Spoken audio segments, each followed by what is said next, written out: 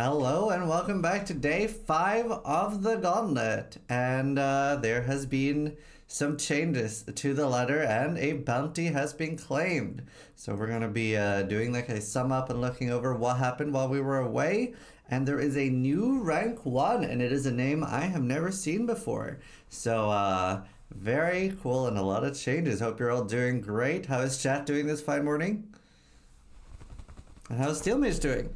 I am doing okay. I'm doing better than some of our Gauntlet participants at least. We do have production with rip clips from last night. Rip in peace. Let's take a look at the ladder first and go over that a little bit. Alright. So we can see here that we have somebody called Tai Yo at rank 1, and it is not Tai Killer. Or Tai, right? Right, or is it? Playing a Mirror Arrow of Bombarding Clothes on Champion, and a lot of people have said this is one of the strongest builds that they could expect to see winning the Gauntlet. So he's only level 94, so he will pick up a free point, putting him at 98 once he gets one more level, but he has killed a Katarina 83 and he has killed a Ziri. And this is a Gauntlet where picking up those early points, especially on the less popular ascendancies like Scion and Templar, etc., will really put you far in points because a lot of people are going to die while just gearing.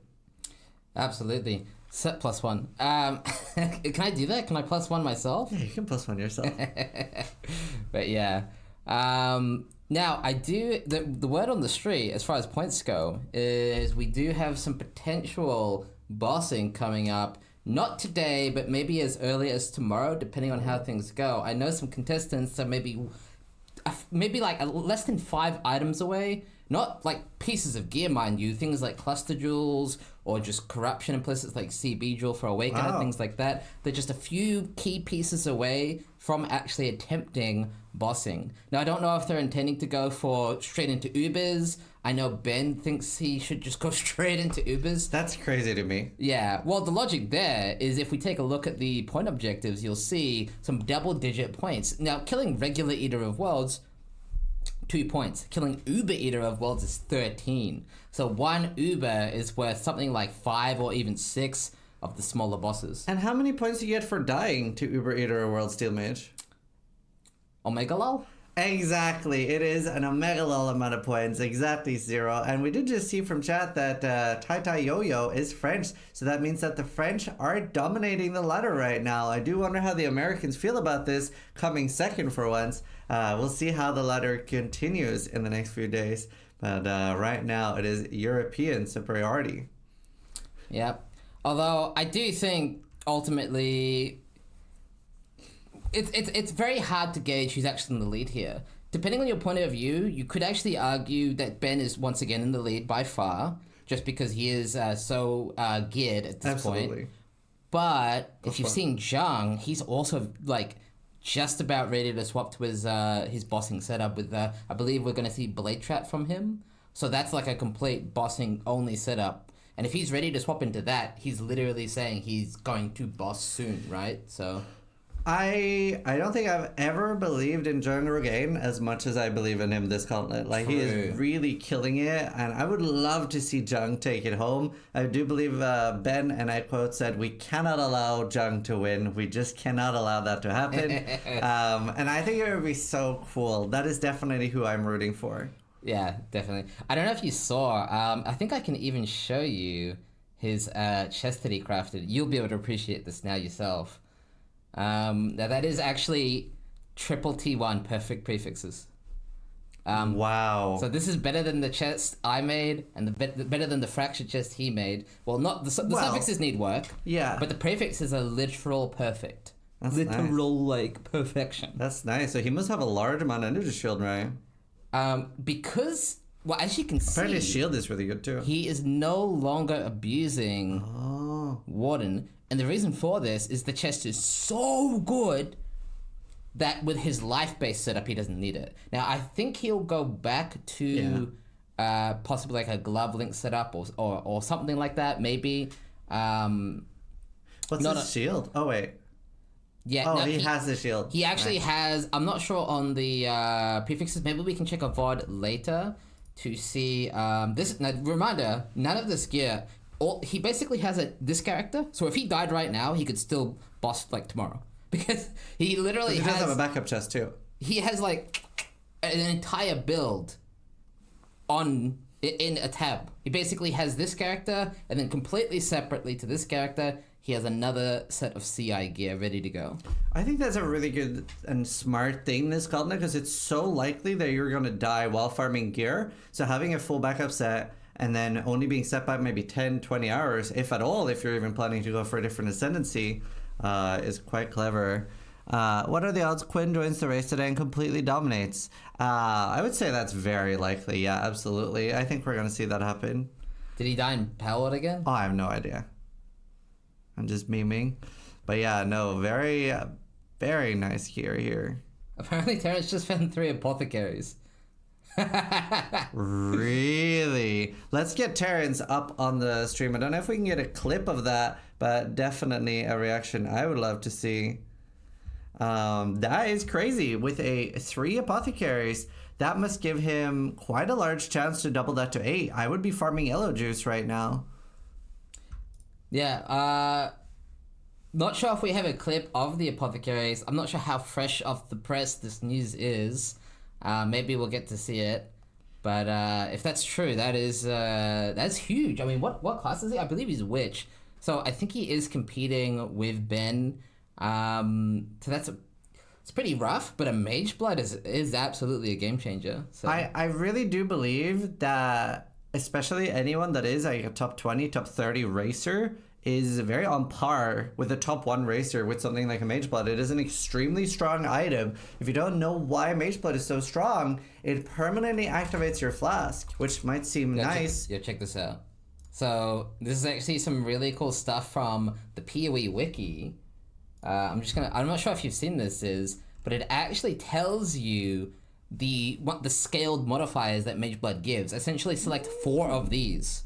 So pick 4, that's what, pick 4 of prefixes and suffixes, that's what Mageblood gives you. And even stronger if you get Fuzzy Effect on the tree and if you're a Pathfinder, etc. So you can see here that a Sapphire Flask, which would normally only give 20% damage reduction with a perfectly rolled Enkindling modifier and the 25% implicit, you do see 39%. Yeah, that's crazy. And you get 4 of each of these.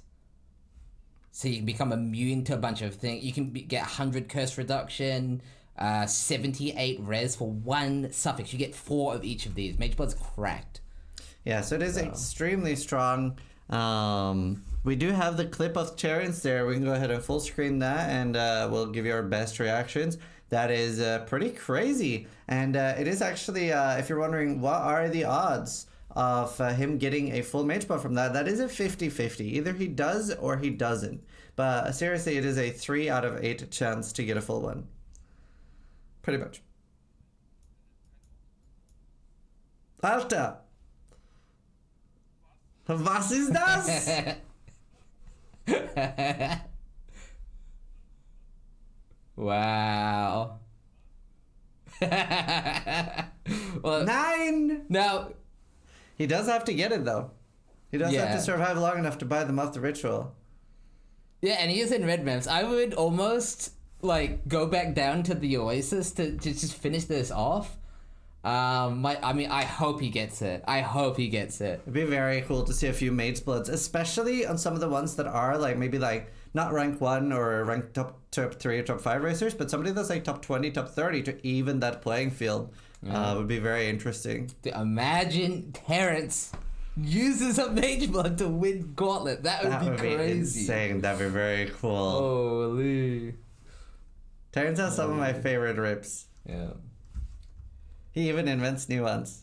Now, unfortunately, he doesn't have the Mageblood yet. So, best of luck to him. 3 and 5.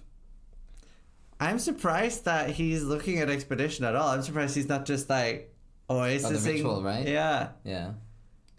Oh, you mean, right, you're surprised he's not just instantly farming a Mageblood? Yeah, because like... If he dies, he loses it. He will lose it. I don't know what's happening. I'm shook. Why is he rolling an Expedition right now? Well, it is area level 71, so I don't think he'll die in there. Expedition is very scary. It is. It is. I'm shook. Yeah. I mean, I would be... Because, like, Mageblood offers so much safety for mapping, too. Like, I would be beelining straight towards it.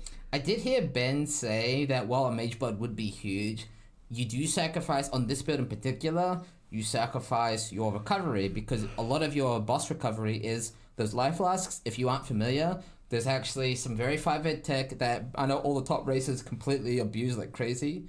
I can't show you in game how this works, but basically, if you don't have a suffix on your life flask, your instant life flask, essentially, until you take damage, it won't use itself. Like, if you press the button, nothing will happen, because there's nothing, it won't do anything. There's no effect to be applied. And so the moment you take damage, if you're basically spamming it, like 500 clicks a second, right? If you're just spamming it, it will instantly proc. And I know Ben was saying that would be the downside of a Mageblood. Well, sounds like you just don't want to get hit. Just don't get hit. How do you farm a Mageblood apart from target Crimson Temple? So in this league, you can do the Magic Find strategy, and I think the most I've heard of is somebody getting 3 Magebloods in one day, which is obviously with everything like a very high Magic Find and super juicing and everything like that. But in like 5 days, if you were doing this for 4 or 5 days in the Gauntlet, I would say you have a pretty good chance of getting one. Like if 10 people are doing it, one of them is almost guaranteed to get a Mageblood. Yeah, I think the lack of Magebloods and Headhunters and spicy items is just for the pure fact that most people are choosing to stay in the Oasis. I think only Ben really risked it for that and now he has Defiance of Destiny, so he can really stay in yellow maps somewhat safely. So many people are opting not to Magic Find in tier 7s, although we do see Exile right now in a tier 7 sim. He is very tanky though. Just to show you some of the gear that he has real quick. See if I can use the tool. There is no map called an Oasis. When we say Oasis, we mean white maps. So if we look at Exile, obviously he's been doing a lot of tier 7 maps. So he'll be here somewhere. Let's find top. It. There we go. So you'll actually see... Oh, give it a second. I'll go this way. We can actually see he has the 16 coil and the Taste of Hate. And he's got the +3 attack speed bar with dot multi. He's got the dot multi chaos gem. His quiver wasn't... Oh, he's actually gotten a little bit better. He has life dot multi, damage with both skills, attack speed, life triple res, double fizzes fire. Like, he's got his gears, and it's really good now. Really, really, really good. So I'm not surprised to see him. Obviously, he's got those really nice amethyst rings as well. So I'm not surprised to see him in the tier 7s now. They are super, super dangerous, but he's managing. I think he's actually also going for Eternal Damnation. If he gets a Defiance of Destiny right now, he'll be very safe to keep MFing there. Yeah. One issue, though, like, as I said, I was watching Exile a little bit earlier before the cast, and I did notice a little bit of mold from Exile, a little bit of frustration, because while he can technically get Eternal Damnation, because it bumps up, you know, going from tier 7 Forbidden Tomb, it will bump up to red, and you can get that Eternal Damnation drop from the lower level tombs. Unfortunately, getting to that boss is so difficult because of the haste. It's very... I'm just going to say it's unfair. Explain yourself, sir. I like hurting people. Yeah. I don't know how Exile feels about that, but anyway. Poor Exile. I do think we're pretty good at taking feedback from the racers. Like, the number one feedback we had was that they particularly don't like Fizz Extra as cold, as it forces the need for ailment immunity on every single class. And that's why we went for no Fizzes Extra this time. We could in the future probably do Fizzes Extra Fire and maybe even Fizzes Extra Lightning. It's only the cold one that is particularly toxic. But we do try to talk to a lot of different racers for feedback, and the majority of the racers had said that they would like a harder gauntlet. Yeah, so have you seen the Rax clip, by the way? I just have to ask. No. Okay, so I have seen this. I try to not see anything before the cast. Alright, we're gonna get a live reaction from my co-host over here. This is great, by the way. This is great.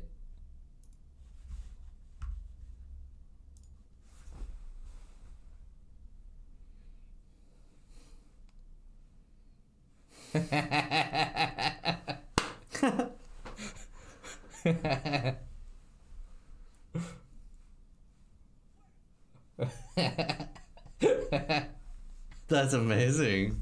It's a good weapon too. Shame it's a Labras though.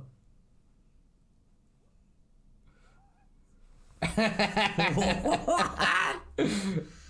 I feel so bad that it's a Labras.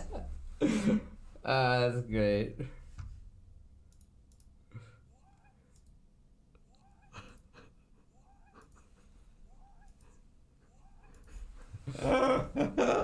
Yeah, absolute disbelief there from Rex.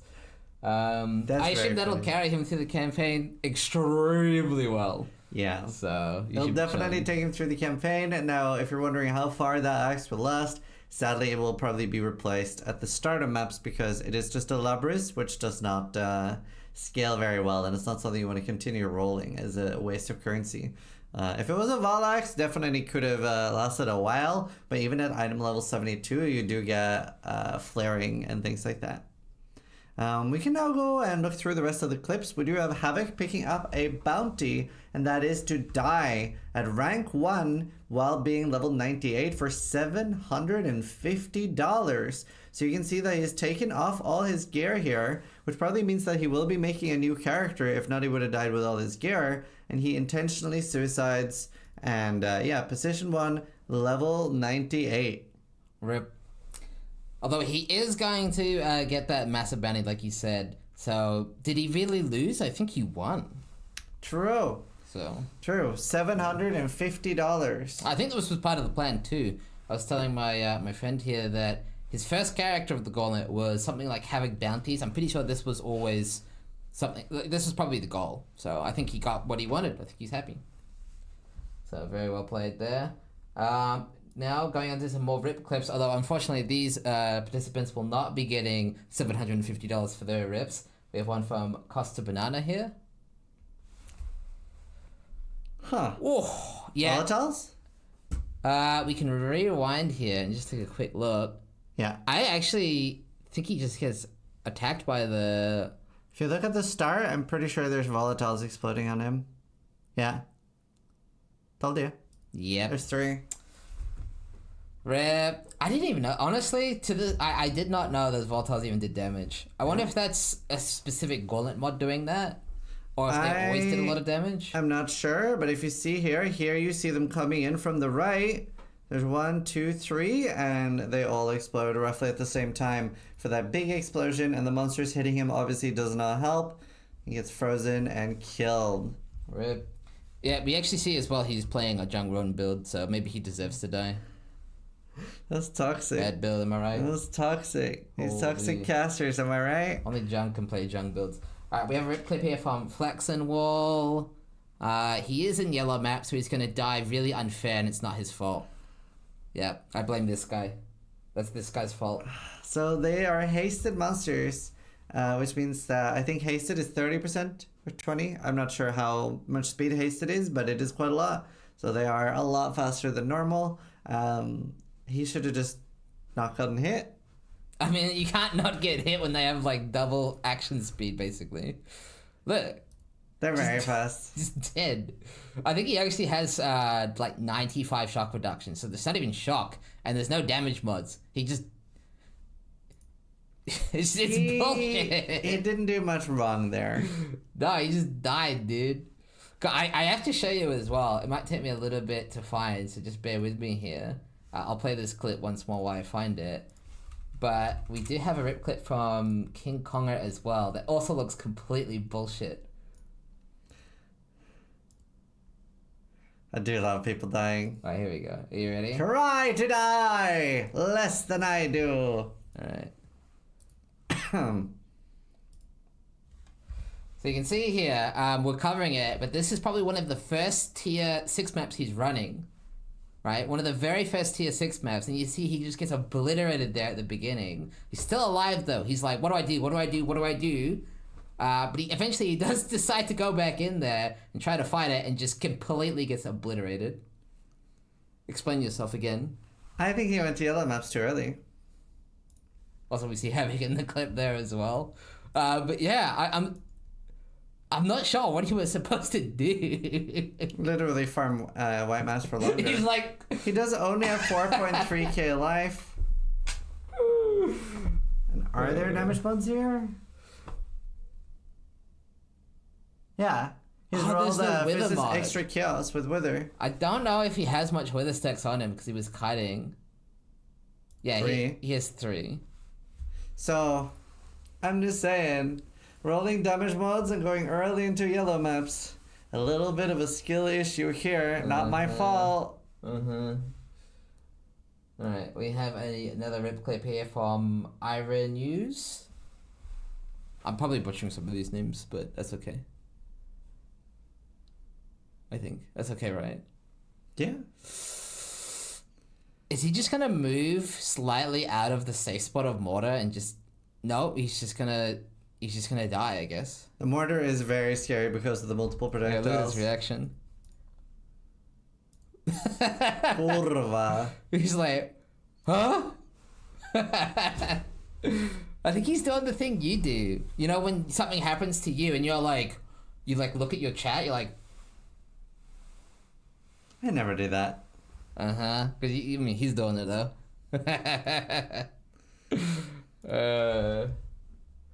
Alright, we have a rip clip here from FaZe. FaZe. Oh, damn. Rip. Now, this was, I believe, maybe ranked... I think he was top 3 Marauder at the time. Oh. Yeah. Wow. I'll play audio on that as well, just so you can hear his reaction.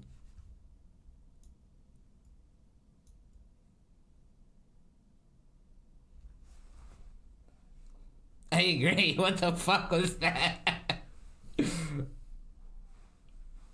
What the fuck? Yeah. I'm so sorry. Now, the reason he died there, again, it's this guy's fault. It's because he put 4 projectiles. One, see, normal people running a normal gauntlet would put 2 on and think, that's fair, that's 3 times more damage. He put 4 on. It's toxic. It's toxic. Misery Gauntlet claims another. Rip. I'm not sure if... Well, we'll have to see if he rolls after that. Can't we all agree that it is the difficulty that makes it worth playing to begin with? That's true. It does make you appreciate... I'm sure anyone who in chat who has played this gauntlet can now appreciate someone like Ben and how he's able to so consistently survive. Like, he might not win every single gauntlet, but he's so consistent in his performance. And he does always, without fail, make it to the bosses. You know? I can't even say myself that I consistently make it to the bosses. Sometimes I die in those red maps. They're just so dangerous. A third of Kansas here with another rip clip. Oh, wow. 2.5k life on Katava. He's thinking that's enough. He's Righteous Fire. He's probably got, max res. He's probably got armor, some res. He's chilling. I think he's just gonna... Oof. Bad timing. Double tap. He really wanted to blink out of that one. I think he just got hit by everything. Yeah, he got hit twice. Gets hit by the red explosion and the slam at the same time. Boop, boop. And you can see that his character actually gets stunned, so he is probably trying to Frostblink out, but he does it a little bit too late, so the red explosion stuns him. So you see that he wobbles. Yeah. We can get a replay on the wobble. Boop, boop. You can see that wobble right there. Boop, boop. His character goes like, ugh! Now, normally with 2.5k life and the Marauder Wheel, Heart of the Warrior, you wouldn't be getting stunned, but it's the Gauntlet. Got those damage mods. Rip. My goal is Act 5. I mean, that's a good goal. He did it. Now, to break up all the sea of rip clips here, we have a lucky find by Exile. Neither of us know what this is. I assume it's not Eternal Damnation. Imagine. Wonder, fourth vial? Hey, so that's how he got the taste. He's pogging out, dude. We'll get the reaction there as well. Hang on.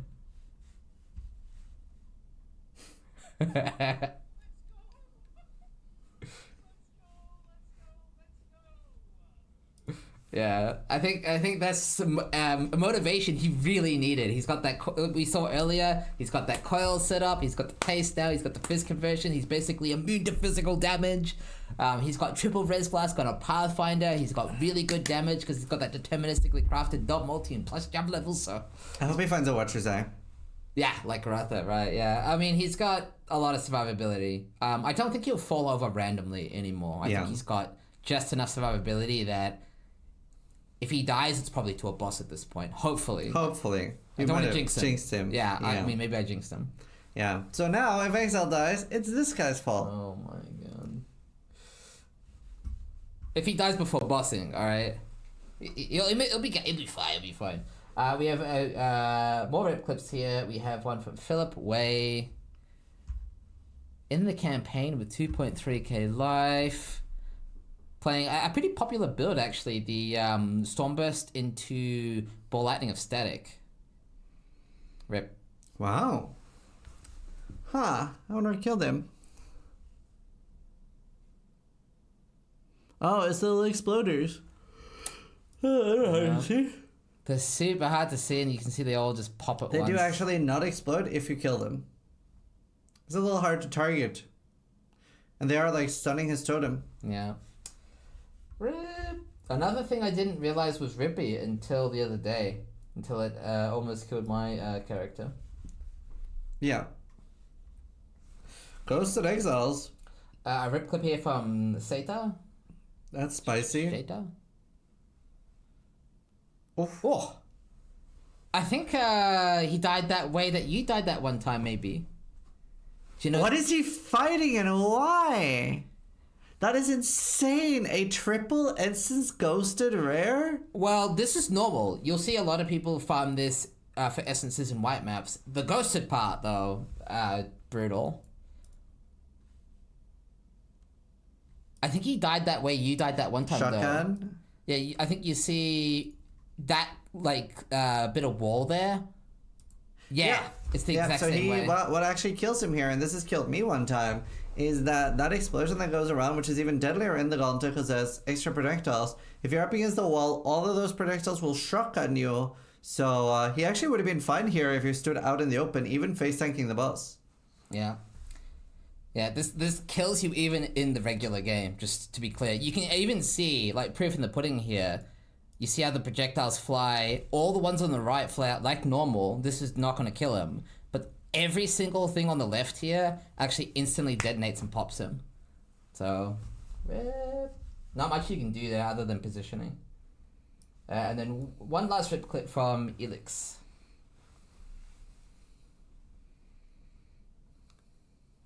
This is in, I think that's yellow maps. It's a little bit hard to see. 77. Yep. Playing that Toxic Rain Pathfinder, I assume. Rip. Damn. An impressive effort, though, to make it to those tier 10 maps. Yellow maps are crazy. Yeah, you can see a combination of the haste and the multi-bridge there. That's my bad. Just an absolute shitting squad. All right, that was all the rips.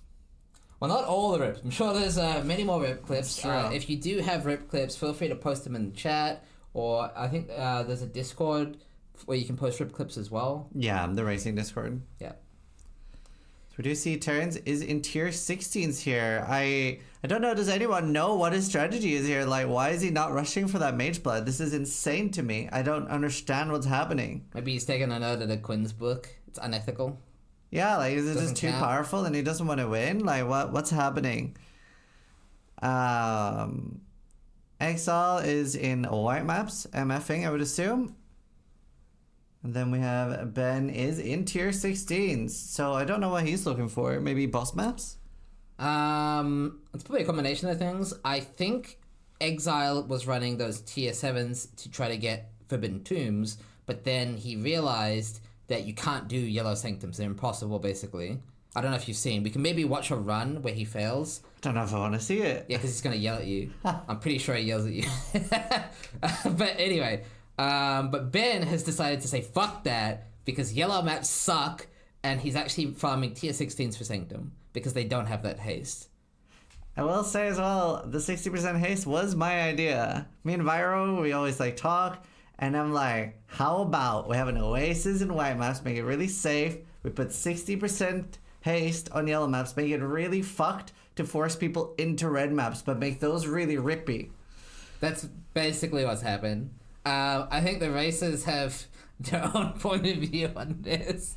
But anyway. That's made for a really interesting gauntlet. Why don't we get Exile on Discord? No, I'm just kidding. I'll happily talk to him. I think it's a great event. See, PvP is not enabled, okay? PvP is not enabled. I don't know if they feel like that. They're taking a lot of damage. I mean, I think the most important thing is that every gauntlet isn't the same, and this one's hella different. Yeah, I mean, obviously, they'll get. I would love, honestly, we should ask for an interview with Exile. We should do it. If he's down, Ultima, if you could ask for a quick interview with Exile, especially I think you will be happy now with the taste of hate and the coil. I would love to hear how he feels. I should warn you that the failed sanctums were after the coil and the taste. That's fine. Maybe while we interview, okay, you do your caster thingy solo for a second. I'm gonna get the VOD where you fail sanctum, just because I'm an asshole. I'm just an asshole, aren't I, chat? You are an asshole. Then doing Harvest. I am surprised to see that he is doing Jungle Valley of every map. It does have good div cards. Maybe that's got and the Scout. No, it also has the Divine card. Right. Yeah, it's got all of them. But wow. Oh. Yeah. This is a great time to interview him. Okay, he's got dopamine. This is good. He's smiling. He's too tired and he just wants to turn off his brain and MF. That's fair. That's fair. Still just wants him to yell at me. I get it. We'll save the Sanctum run for a rainy day then. That's okay. I'll get it later. All right. Let's see. Who else is online? I'm guessing Jung is sleeping. We do see Garatha, Rise, Alkaiser, Sarge. We do have quite a lot of people online. Taddy's online. Dex is actually doing extremely well. You'll see he's playing that Bama. I can't remember if he's he's a Guardian. He's playing the Guardian Bama build. But I think he does do the weapon swap tech. So he's playing SRS Bama with a shield. Yeah, because he's doing the weapon swap thing. That's so smart. I'll show you. I'll show you because it's so cool. It's so cool. Give me a second, chat.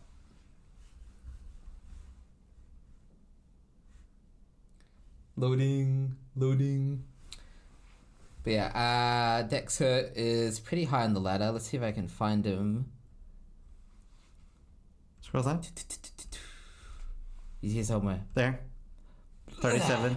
So check this out, chat. Check this out. This is 5-hit. So he maps with Advancing Fortress and a shield, yeah? But check this out. He does have a 6-link Bama setup. So for those of you who don't know, it's so cool, right? That's so smart. For extra single target. Yeah. So when he's doing like a boss, he'll weapon swap, go bam, bam, bam, then weapon swap back to a shield. Like a double shield setup. So he's kind of like, pew, pew, pew, double shield. So that's really cool. And then he has the SRS for normal mapping with the Sentinel. So for mapping, he's chill. For single target, he's chill. Yeah, it's very 5-hit. That is very cool. Double shield. Yeah, well, it's a claw, but it's a shield. I mean, look at it. It has block. Look at it. It has block. It's a shield. Bama is blink arrow, mirror arrow. Swapping web. Yeah, very cool. Dexa is ready for PV2. He's playing PV2. Alrighty. That's very, very cool. You mentioned Garatha. Let's see how he's doing. Yeah. Yep, Garatha's still hunting that taste of hate that Exile was ecstatic for earlier. So he's still missing that item. I think he's going to be in those lower tier maps until he gets that taste. He does already have the coil, 6 links and everything ready to go. So just waiting for that taste of hate. We do have 2 flash bounties that will be starting at 2 today. So that is in 1 hour, 20 minutes. We're going to have some flash bounties. Karatha has 2 coils. Oh, wow. He might be going for a double corrupt then. I mean, why not, right? I mean, at the end of the day. Karatha is in white maps. Here, check this out, actually. Look. Triple TR. I do love that we see so many different builds in the Gauntlet. Like, I've never seen this many different builds. Yeah, look, they're all TR though. Look, only one build Gauntlet. No, 0 build diversity. My other caster is an asshole. And I brought him like 20 Red Bulls today. Yeah, I specifically was like this care package. Why is this so tired? I'm actually very awake. I just always yawn a lot. My teachers always ask me about that as well. It's like being back in school. I did not ask for 20, but I'll take 20. Oh, shit. Hello, Ventura. Oh, maybe we should grab Ventura for a quick interview. Yeah, definitely. I'm happy. We're both happy to have interviews. Yeah, we'll probably do a lot of interviews today. Yeah. Does someone get a Mageblood? We can check that later, but I think the only person who's close to our Mageblood will be Terrence with those 3 cards. He does have to That gamble. he's refusing to get. Yeah. Ventura said he is down to chat about this Gauntlet. Yeah, let's do it. That's all we want. 5 to 10 minutes is perfect. Let's call Ventura.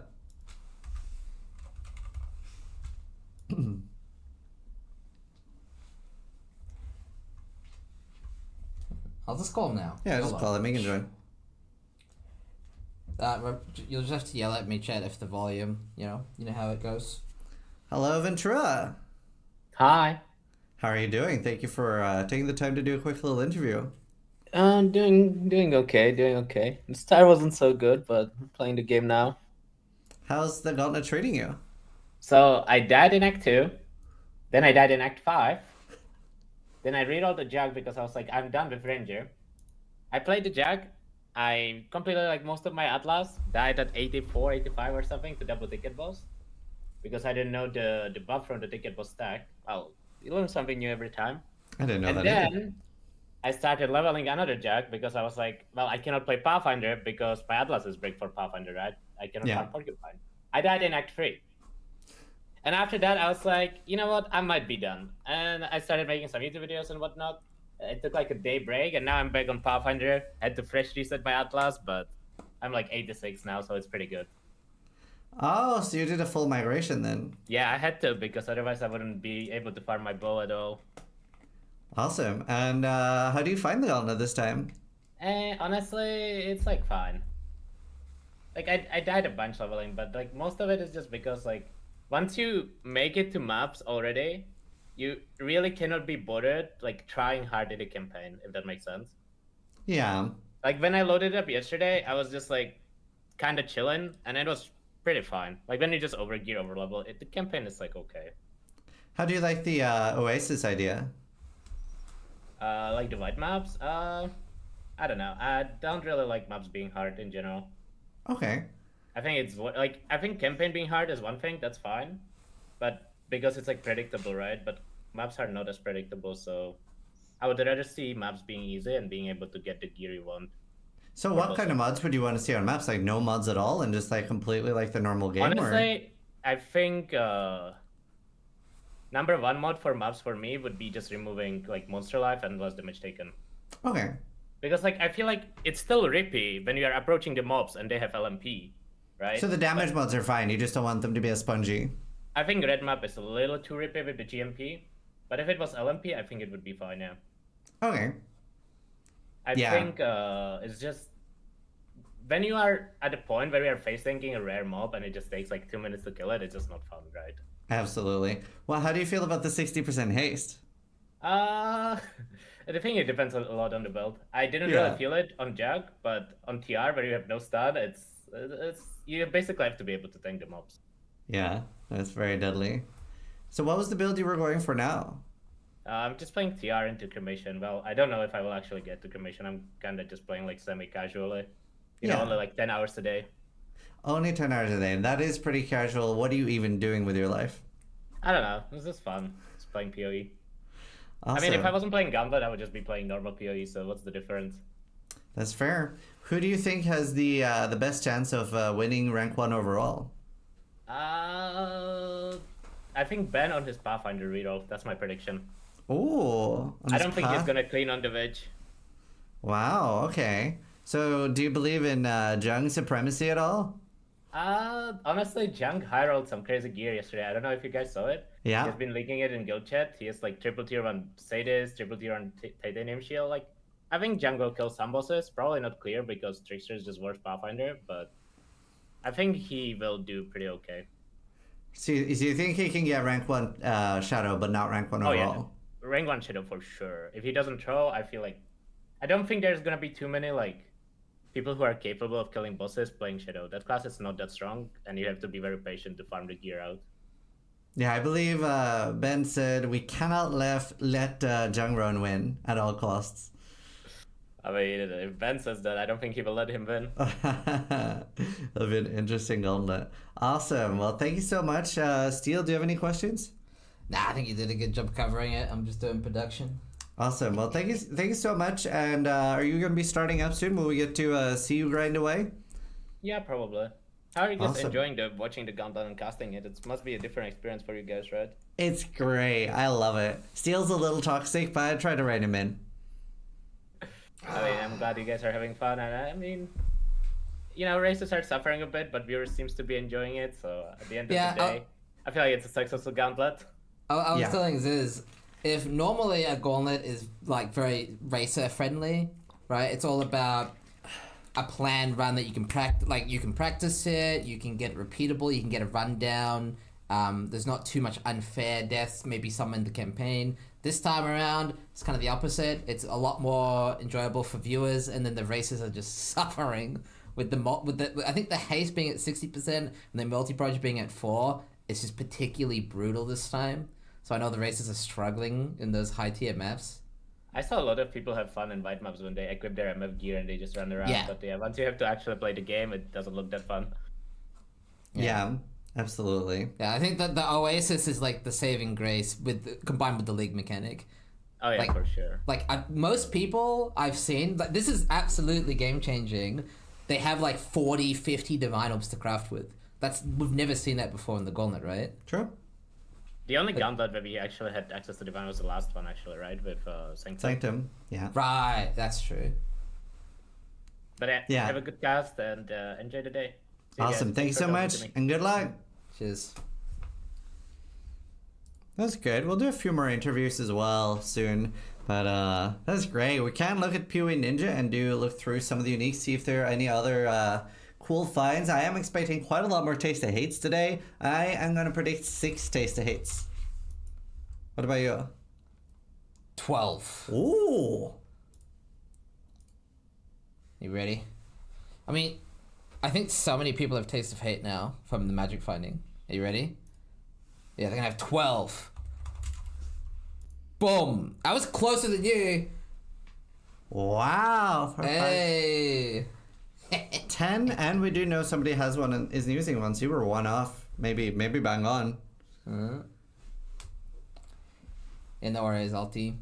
I'm surprised Khan's even bothering with the taste. Oh, you know, I do also... We didn't really finish showing off some of the races' gear. They have crazy good gear now. Yeah, we'll look at that in a sec. Let's look through for some of the other uniques while we have PoE Ninja open. Yeah, I can tell you now, I think because it's a low-level item, but Ralakesh and Patience, another really rare item, really powerful in this league. For those of you who don't know, they reworked this item to no longer require the stationary mod, essentially just meaning you have max charges always. And this also has some unique effects with things like the Maven belt. Obviously, no one's done Maven yet. But maybe we can see somebody farming Maven at some point, because I know some people are going for like a day 10. Normal Maven should be very easy. Yeah.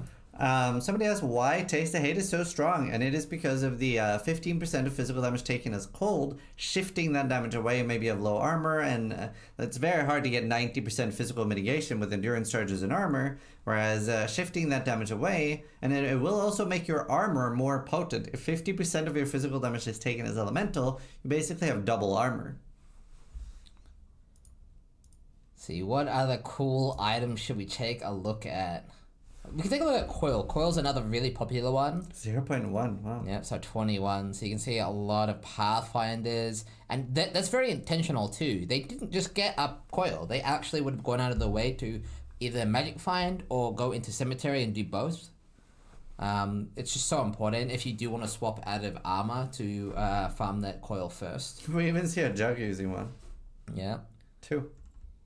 What else? I'm guessing there's no Mage Blood.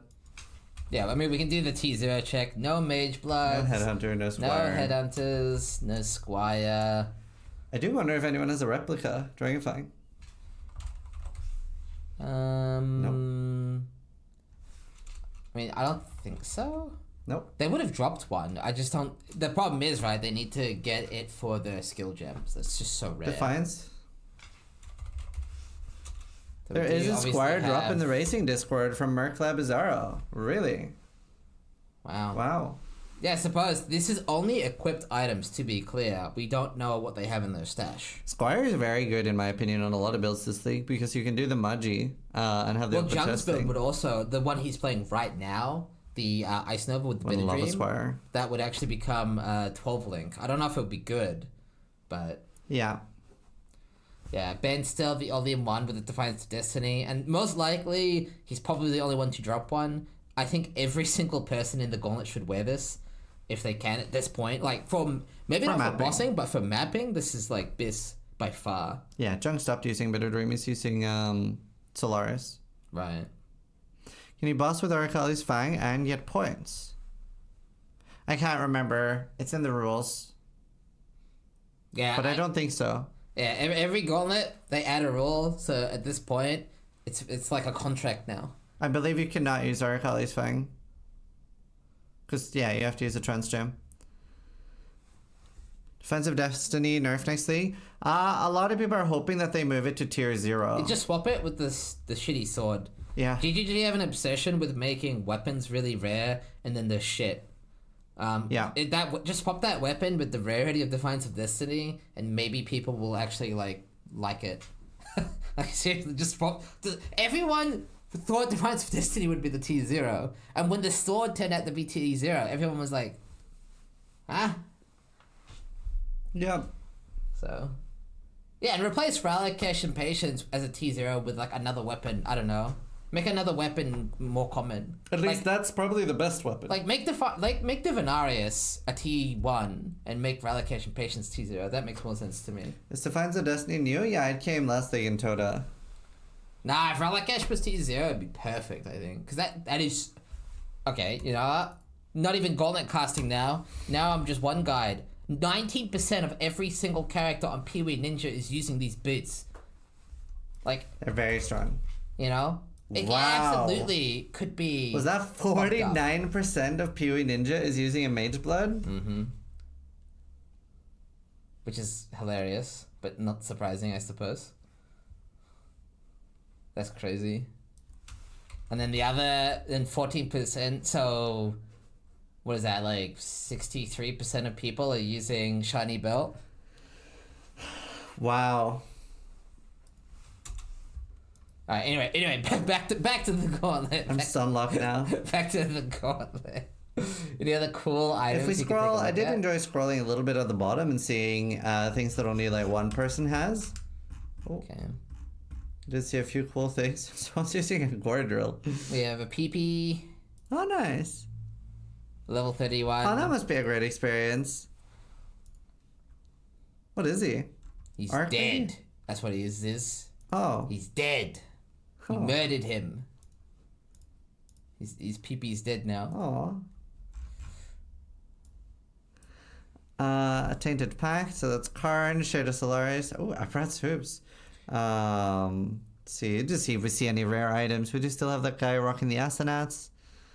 A Fury Valve, somebody using. Probably on Splitting Steel. 2 people are using. Death Rush. We have a few people with that. Very good. Especially for the physical damage I wonder reduction. how many people copied Jung? Huh. Maybe one guy, Garfius. And now he's Winter playing Orb. Winter Orb. Wait, what? Huh? That's crazy. Yeah, how many people are rocking the Ventors? Let's take a look here. I'm curious. Only 7 people. Yeah. I would have thought there'd be a few more people rocking Ventors. I would have expected like 20, 30. But it's hard to get a good one too. Suppose they're not using them all the time. Like, I know a few people have Ventors, but they swap them out, so... Yeah, because Jung had one, Exile's wearing one right now, so I know people have Ventors, it's just maybe they're not wearing them actively all the time. Awesome. Yeah, I know Goldworm's super popular. Turns out, chat, Quant is king. Wow. We can take a look at Blood Notch. Do not see any Blood Notched, and I believe We can search for unique jewels. Yeah. We do have a few immutables, though. I know Jung does have Blood Notched. I can tell you that now. So if he does get that immutable, then he could maybe potentially pivot. 2 people have Storm Shroud. Level 50 with Storm Shroud. Wow. Hey, Jung Ron. He's done Legion. We did see someone early on into a 4-way or a 3-way and then die immediately. So Legion is no joke. Look how many. Yeah, it's the power of the Oasis. Wow. Wait, a few of them have gotten them in the campaign. Yeah, those 2 are just lucky, probably. Or rerolls. But yeah. Yeah, we have indeed seen Jung's gear. There's another Legion rep. Oh, we have a rep clip from Ventura, actually. Okay. We just look. Do you want me to do it? Stupid monitors. Yeah, you do it. Production. So this was 12 hours ago. Just to show you how rippy those Legions actually are. Because it does receive those red mods, it has 4 additional projectiles. So you'll most likely see some just crazy amount of projectiles just obliterate him. Post jam. Oh. I don't even know. He just got hit by something and just died. I don't even... Huh. Do you think... Oh, do you think they all converged on him? Yeah. Because you can see 1, 2, 3... It looks like that one's bigger. Was he cursed? No. Yeah, Rip. something. I think that's just chill for when he dies. Yeah. Rip. I mean, Damn. Legion just rippy in red maps. It is what it is. It is what it is.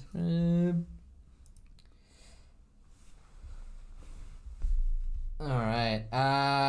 Anything else you wanted to check on PoE Ninja? No, I think that's it. Yeah.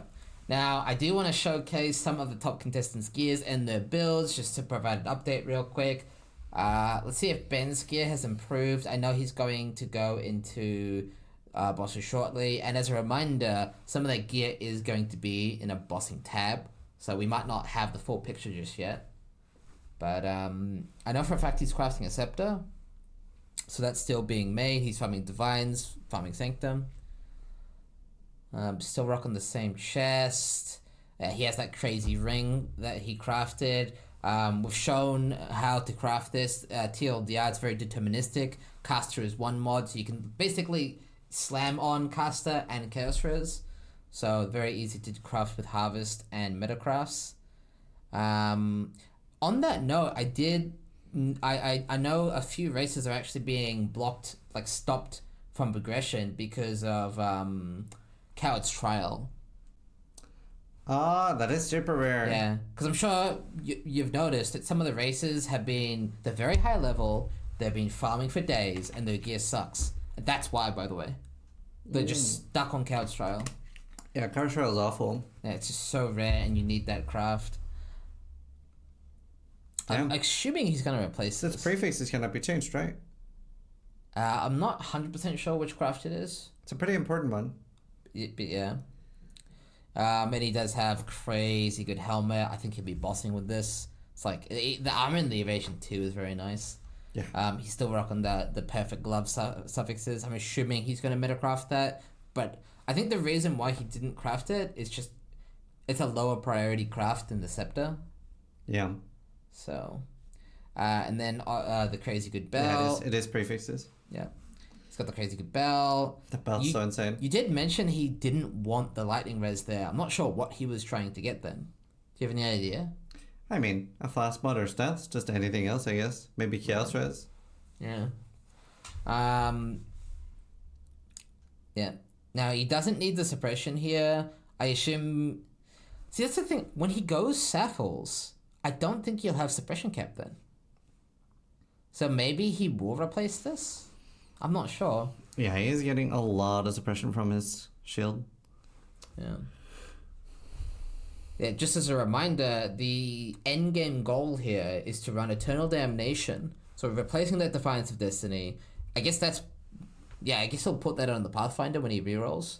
Because I know he's planning on doing 2 runs. So he's actually... He's not so confident as to attempt 1 Gauntlet run. He's actually preparing for 2. Yeah, so he, in case he dies, he has saved up enough gear to make a Ranger to try to win on Ranger. Now, some of you might be wondering, like, how bad would it be if one player won multiple classes? And that actually can't really happen anymore. So the way that rule works is that one player is only allowed to win 1 class, like top 1 class, on one run.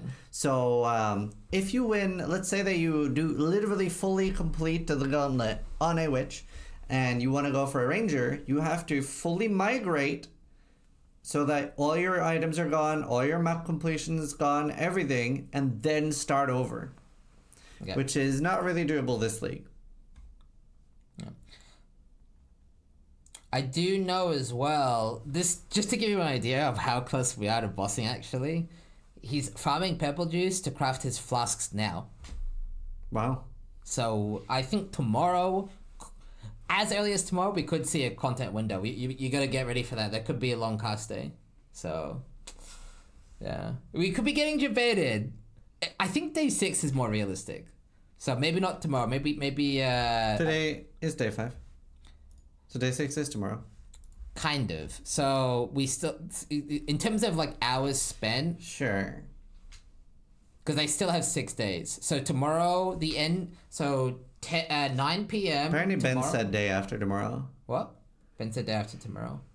So not Wednesday, but Thursday then. Yeah. So Thursday, we should prepare potentially for a long cast day. I think both Jung.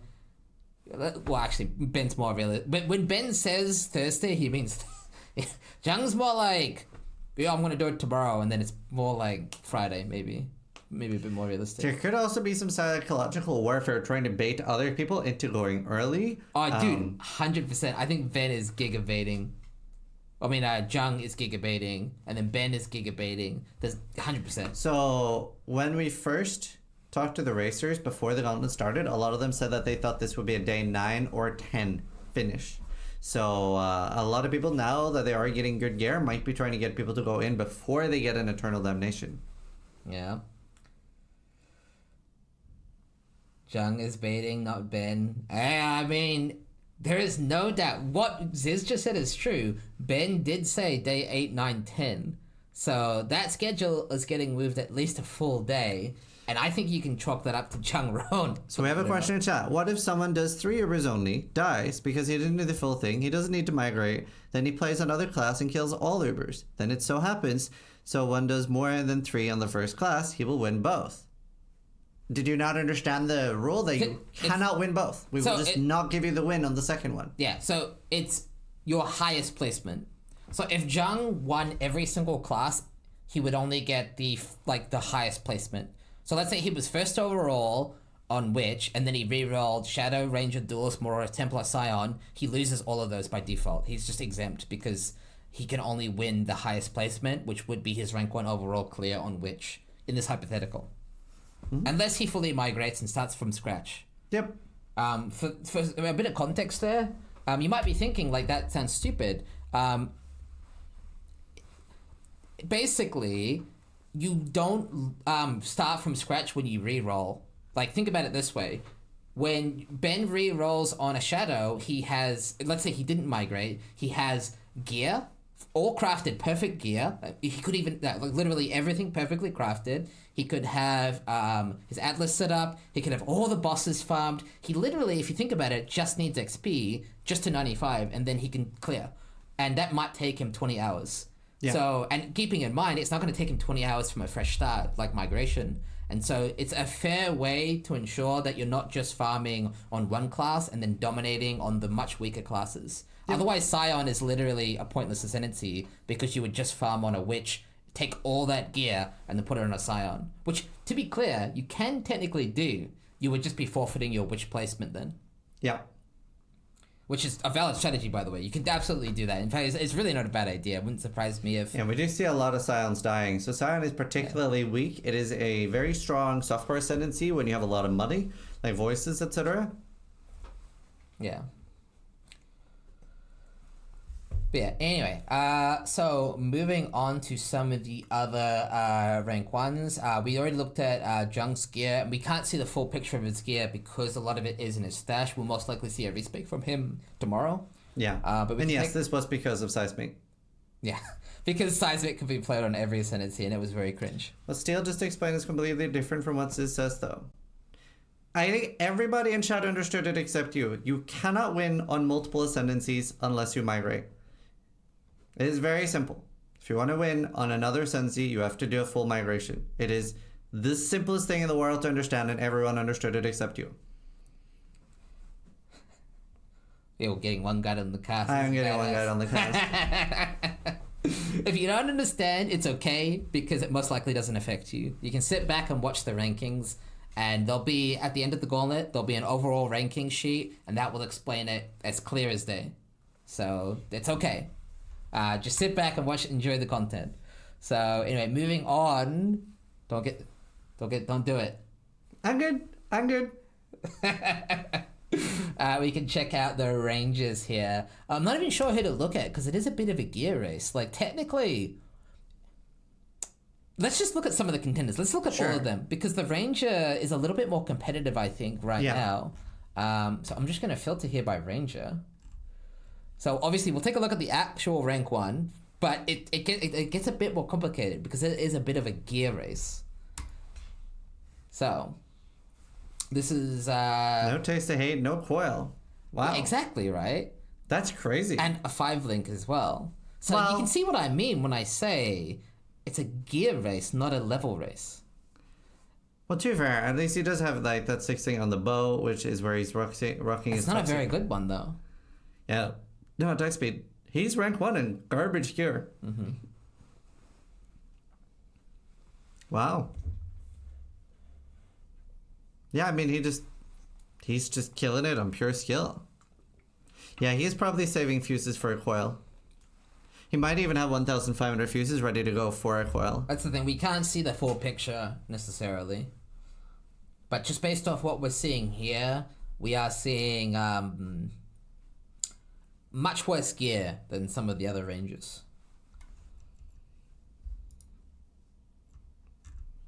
Right. Karatha's gear is a lot better. He does not have a taste? Not yet, but he is working towards it. I think he will drop one. And remember, he has that Watcher's Eye. Fractured rarity on the helmet. Yeah. Yeah, he has a lot of damage. He's definitely like pretty high on damage compared to a lot of other people. Blinkar of Bombarding Clones. Oh, so he's also doing weapon swap tech for an extra aura. Oh. So because you can Divine Blessing and weapon swap, the clones will give you an extra aura when you weapon swap. Dude, everyone's exploiting the weapon swap tech. I'm surprised he's not leveling more toxic rains because he doesn't know 2120. I also know Exile has a 2120. So I would say, despite the fact that he's That one is of a the bad quiver. yeah, so he's one of the lowest levels. Oh, he's actually rank 4. I lied. But he has caught up. He has caught up. But you can see his gear. He has the +3 attack speed dot multi. He has the dot multi res +1 life amulet. He has life damage attack speed dot multi. He has life triple res and double fizz damage taken as fire. Strength, which he needs. Like per giga res rolls, veiled, manacraft. He probably has a much better second ring as well. This is just for extra MF. Very good. 16 coil. He's got the taste of hate. He does actually have triple res plus as well. Currently he is in an MF setup, but he does have perfect flagellant flasks ready to go. Look at that, T1 attack speed, T1 suppression, res, T1 life. Now, to be fair, they can't boss on Toxic Rain, so I guess there is less of a reason to go for a 21 TR. Is that true, actually? Maybe we can get some info here from chat. Do we know the Pathfinder bossing build? Is it TR? So you have to use a Transfigured Gem. True. So you can't boss on Toxic Rain because it's not Transfigured. Cremation. Right. I guess it's not as bad to gear because the gear is very similar. Like, you can just use... Yeah. I You suppose want the maybe... attack speed though. Yeah. Are they gonna just recraft an entire new set of gear, same as Jung? They must be, right? So even though he's insanely geared, like Exile is by far the most geared. By far. Out of the ranges. Yeah. But I guess it doesn't really matter that much. Like, it's not like you need this gear to magic find. You know, Grath is doing just fine, right? So, yeah, very interesting.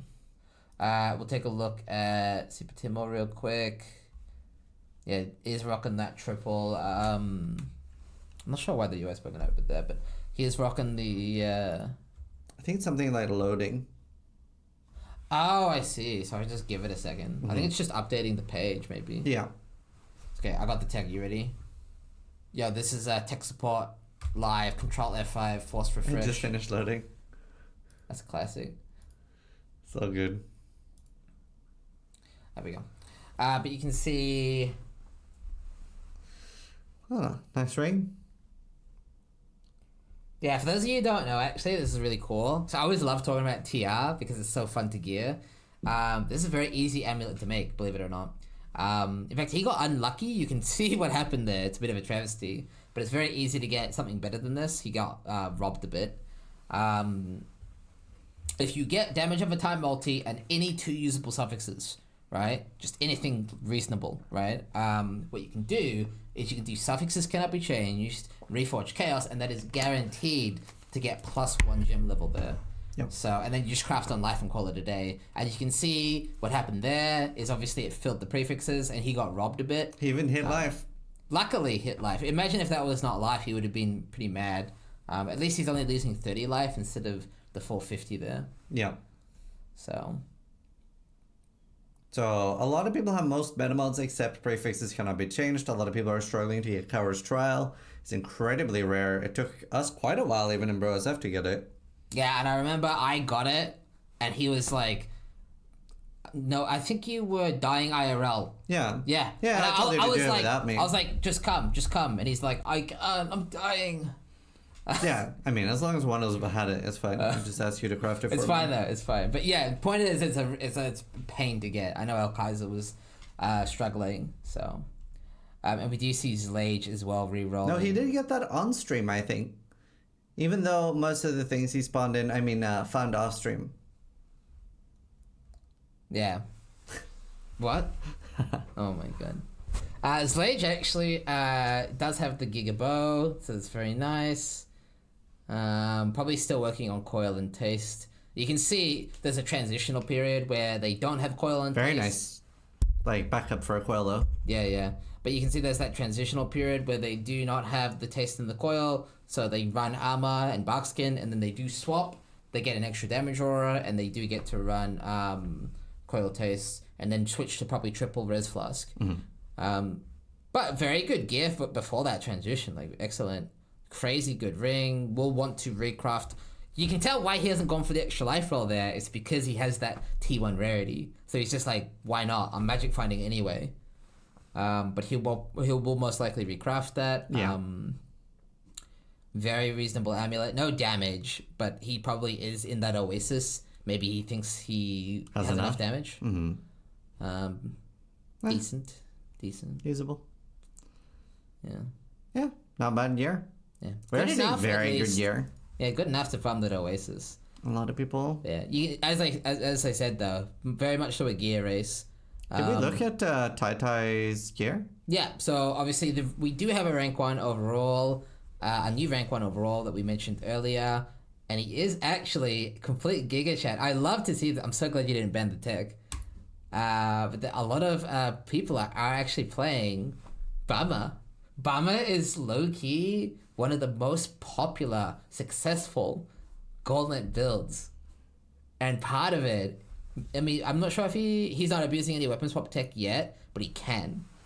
So you could actually see Bama be a contender.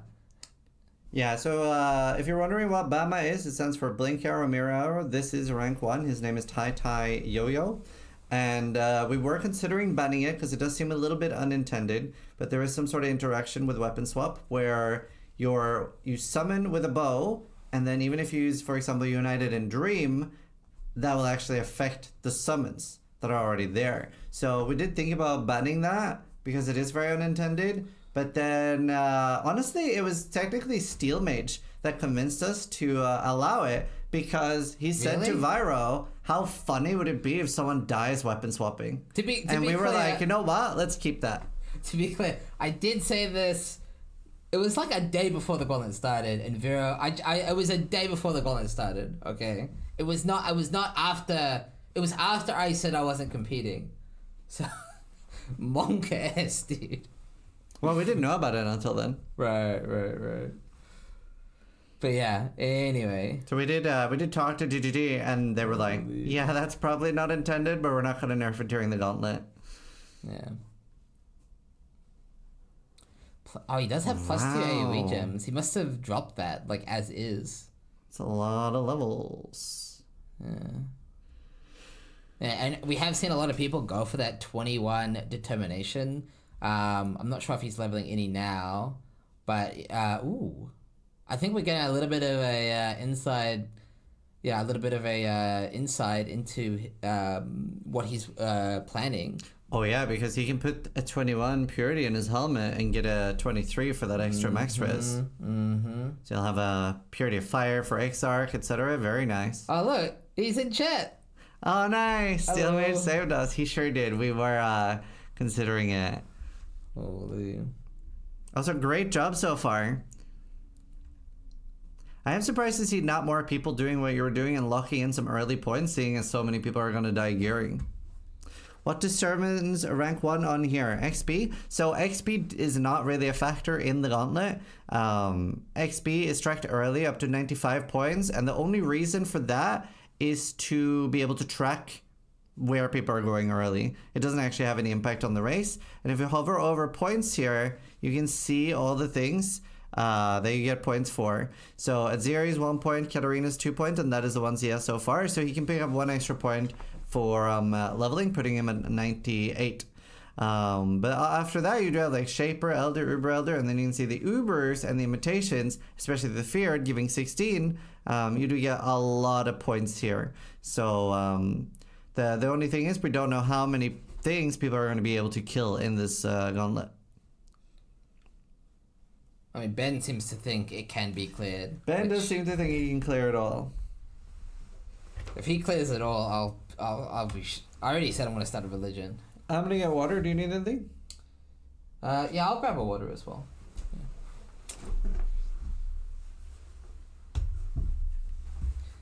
Yeah. Should you do 1 Red Bull since you have so much now?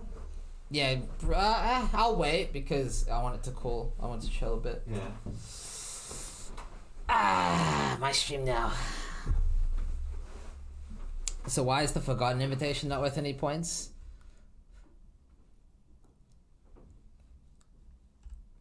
You'll have to ask Mr. Zizaran. Sit on both chairs.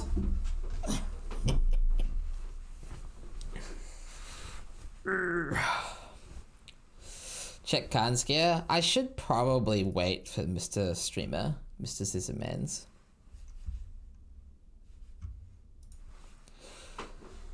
You have some nice ads for us, Mr. Steele. I actually, and you might not know this, but I am not logged into Ziz's Twitch account, so I can't run ads. Well, I don't have. Oh, I don't even. Maybe I can as a mod, but I'd have to go to mod view or some shit. I don't know how to do that. What was the question? How big is your penis? Thanks. What was the question? That was the question. Something about forgotten?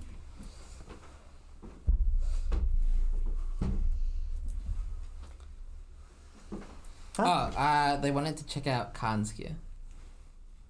Wait, what was the question about forgotten? Oh, so why is the Forgotten Invitation not a part of the Gauntlet? But all the other invitations are. It's too RNG. We don't want the race to be determined by random things. Like, it's a very skill-based race.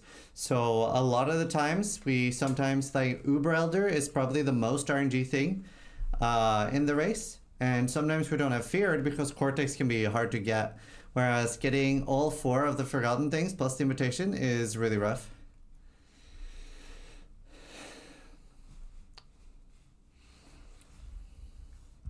Yeah, we saw the clip of Rock sitting in 6th thing. Alright. Following closely behind Tai Tai, not Tai Tai, but Tai Tai. Tai? Should we just Tai. maybe we say Tai? But we have Khan, and I do want to showcase his gear because a bit of an update, he has swapped to Tainted Pact. So as we can see, for those of you who don't know how this works, and I barely understand it myself, at least I'm sure Khan would tell me that. But as long as you're leeching, and thanks to Slayer, you have a 10-second leech, you will take chaos damage over time that will heal you instead. So if you poison yourself, if you, if you stand in like a Cyrus Storm, things like that, the chaos damage from that will give you a ton of recovery. Now, he's actually, this is interesting, we pointed out he does not have poison on his axe. And normally I think he gets a chance to poison here and poison here. But he's actually running the support gem. Oh. Yeah. Now this is obvious. I assume this is a scuff setup just to get it going. Yeah. You know, getting the axe and the gloves is quite difficult. You need confidence. It will make him like literally immortal unless he gets one shot. Yeah.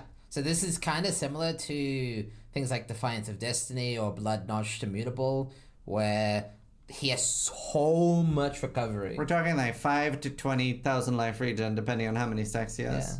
Maybe even more. Like, he can actually tank Cyrus Storms. Yeah. Which not many builds in hardcore are able to do that, especially life-based. Usually those builds are CI for a reason, because they don't take a substantial portion of the damage.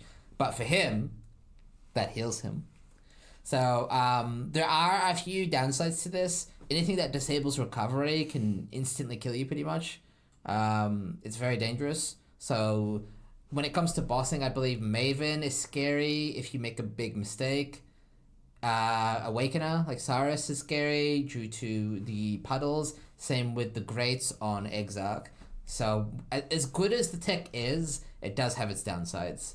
Yeah, and then the Writhing Jar is there so that he can always have leech open if there's no enemies near him or something, because he will take so much degen if he's not leeching. Yeah. Now, he doesn't use the Writhing Jar just for that, although that is like a big part of it. The Writhing Jar also grants him things like Reliable Fortify, so he doesn't need to hit anything, and he also gets that leech from his Ascendancy, the extra DR from the Ascendancy. And he is using the Golden Rule, which is poisons you inflict is reflected to if you have fewer than 100 poisons. Okay. And you are hitting very quickly, so you are stacking up a lot of poisons. You also will self-reflect bleed. And you do get Chaos Rest per poison, but probably is capped already without it. Not necessarily. In the iconic Meteor clip, he was capping with an Amethyst Flask because the less Chaos Resistance you have, the more you recover. So you can actually scale your recovery by having less chaos res. Yeah, so Karn was telling me he wants to be somewhere between 0 and 30%. Yeah. But yeah, very nice. Honestly, not like an insane amount of deaths on the ladder at the moment. I love seeing all the jugs, but they do kind of fall off a bit. Like, jugs are clearly The most decent played. for the Gauntlet, but they're probably not the best. Jug is probably the best thing to get to level 95. Yeah, I would definitely agree with that. If we just look at the breakdown real quick of Pee-wee Ninja, you'll see the sheer amount of jugs, 13%. 20% of the Gauntlet is Marauder. Yeah, That is also the two things that I made a build guide for. some Ziz influence there. What media clip? I'm not going to play Khan's media clip again. I'm not going to play that clip again, chat. Like, that would be toxic if I played this clip. Like, if I played this clip, if I just kept playing this repeatedly, it'd be really toxic, chat.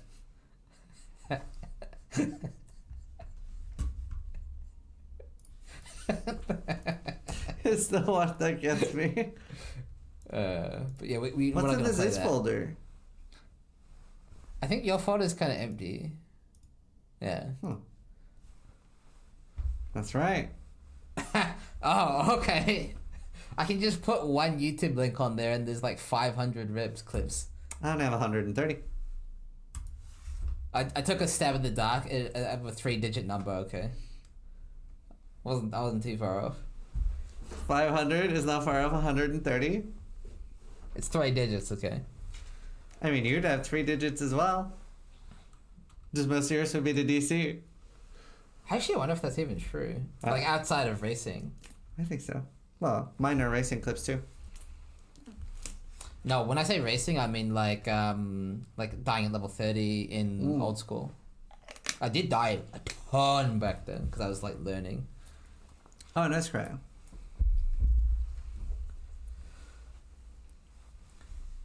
How's Rise doing? It's doing really well. Yeah, let's check his gear. Let's look at Rise's gear.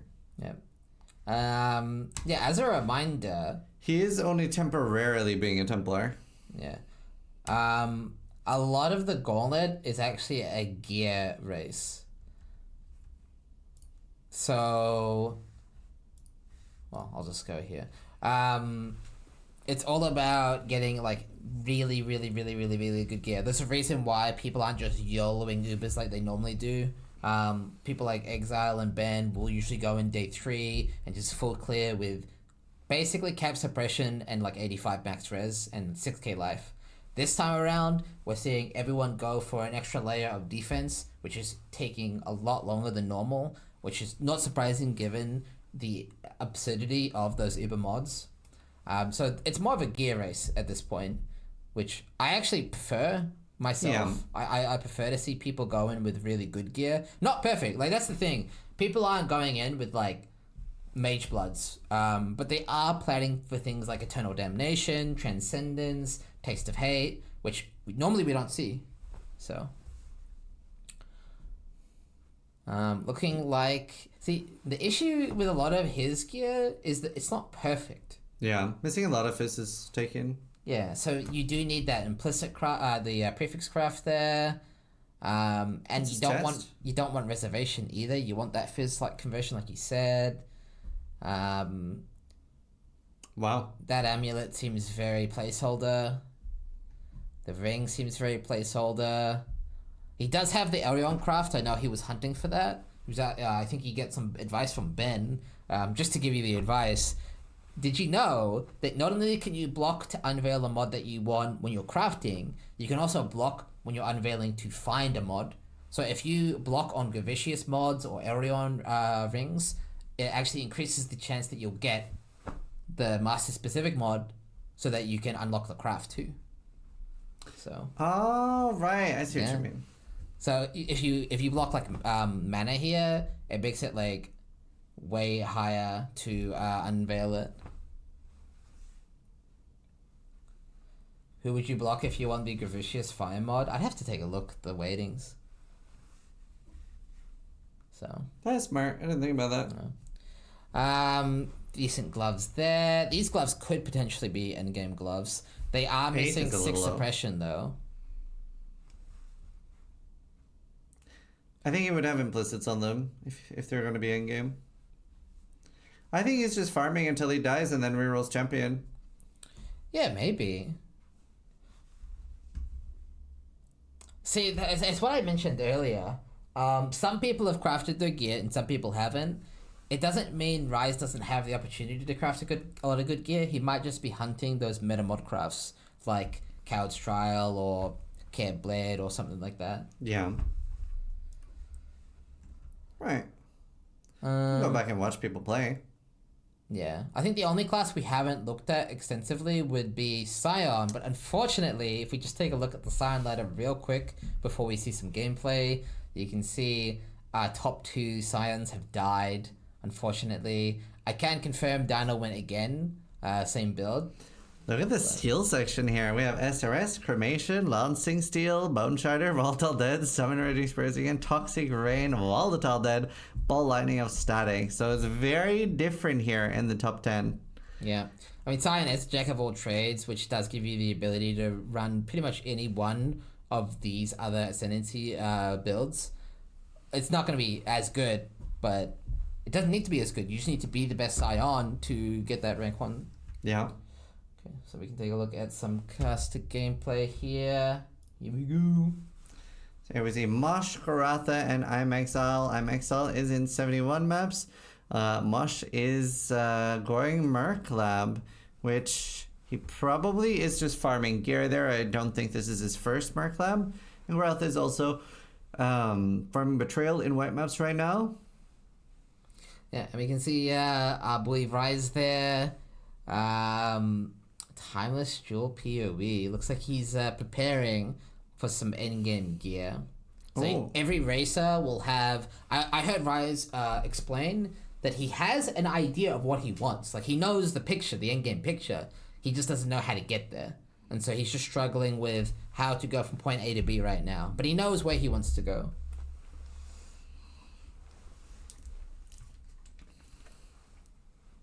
And yeah, we did see Exile getting that taste of hay. He was very happy with that. He's very happy with that. Yeah, that was very good. It's a huge thing for him because it means he's so unlikely to die while MFing.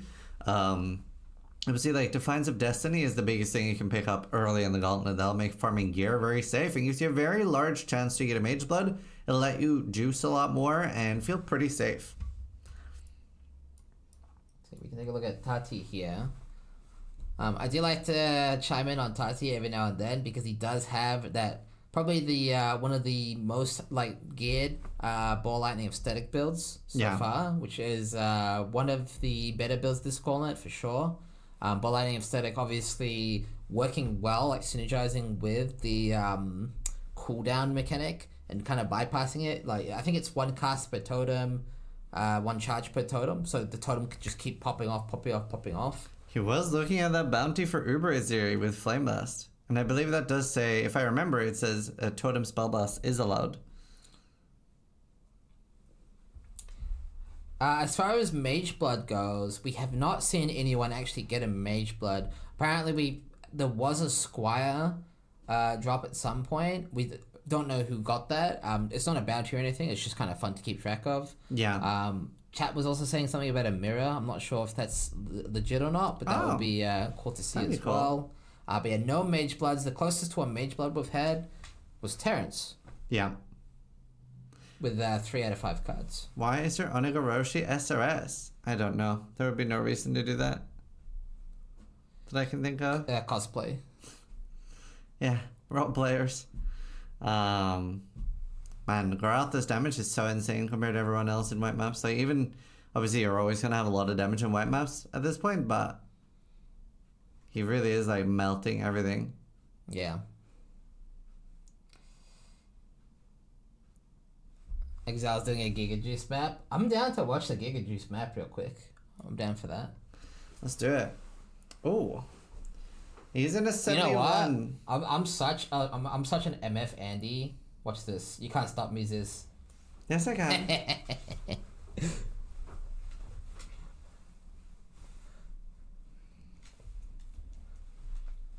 Look at him go, dude. He's got 2 abysses. Look at that. It's a triple. MF. So I guess wait, what is he MFing white maps for now though? So one guess would be Divine Orbs. This is by far the best way to farm Divine Orbs. Sanctum's kind of impossible to farm, sadly. It's like so... It really is quite awful. So unfortunately, Sanctum is not how you get Divine Orbs in this Gauntlet. I think Ben, if you know how good Ben is at Sanctum? He failed 2 Sanctums. It's like so hard for them. I don't even know what they're gonna do about it, eh? Maybe they shouldn't have been aiming for Eternal Damnation. Yeah, like I don't even know if it's like a realistic option anymore. It's like in a lot of races, you can't always aim for, you know, whatever item you want. It's kind of like in past gauntlets aiming for a Mageblood. Maybe in this gauntlet, Mageblood is the play. I genuinely would not be surprised if you put the same amount of energy to farm ED as you would a Mageblood. It wouldn't even surprise me if Mageblood is slightly more realistic. Yep. Which is... funny. Yeah, it's just it's so hard to actually clear Sanctum. I'm very surprised to see Exile in whites.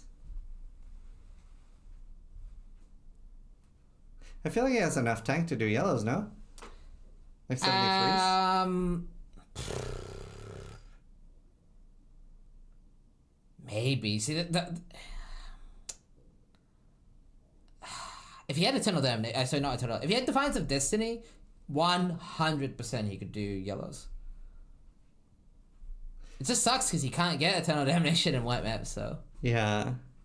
He didn't have enough damage for yellow juicing, he said. Right. That's crazy to me because he has, like...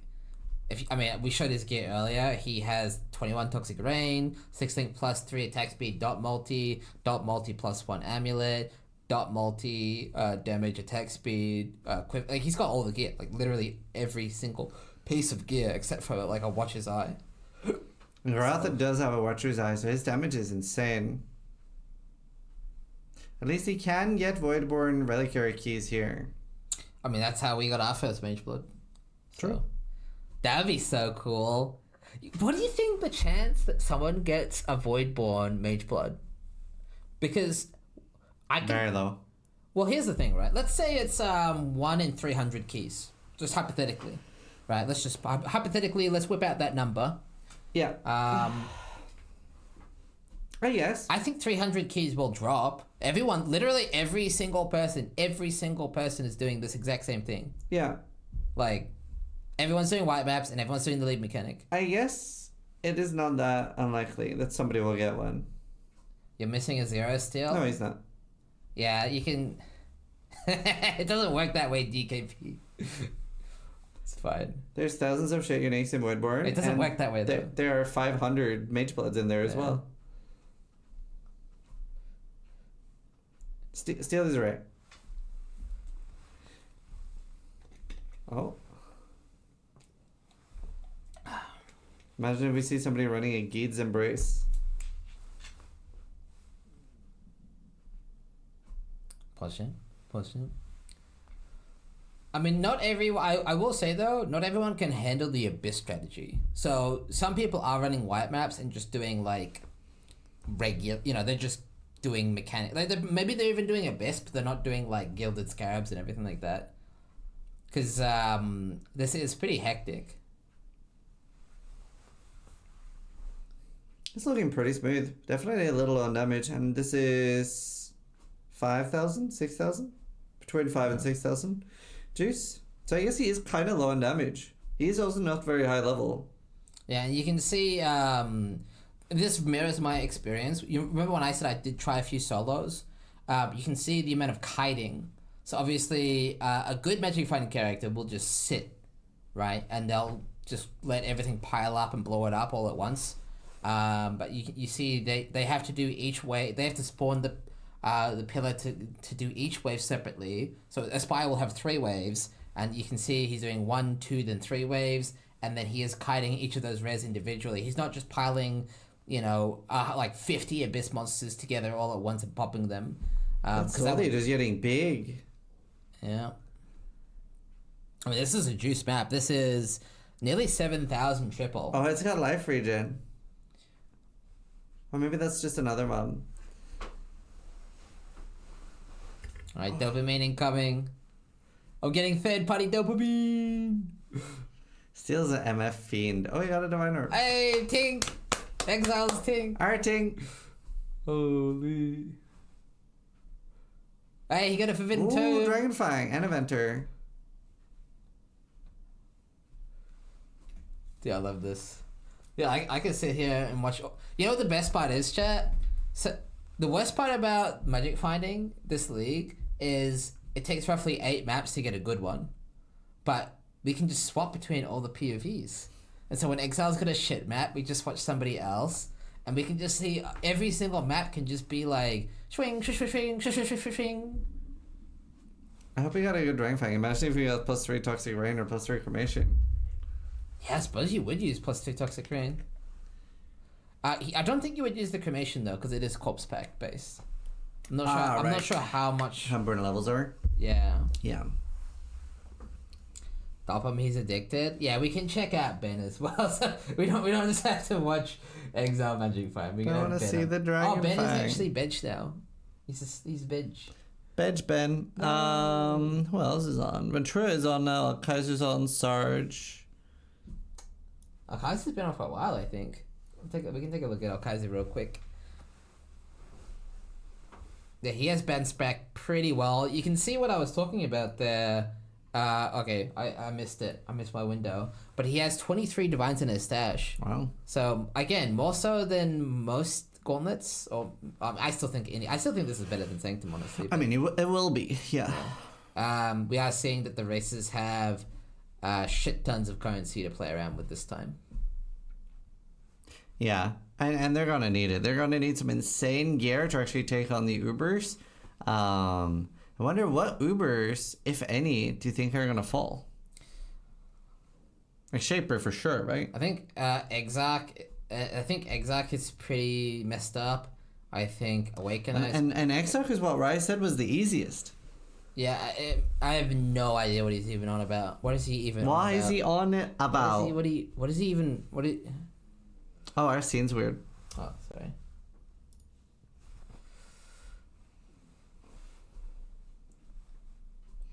No, nobody's been MFing before in a gauntlet. I don't know if Ader will die. I don't think Uber Elder will die.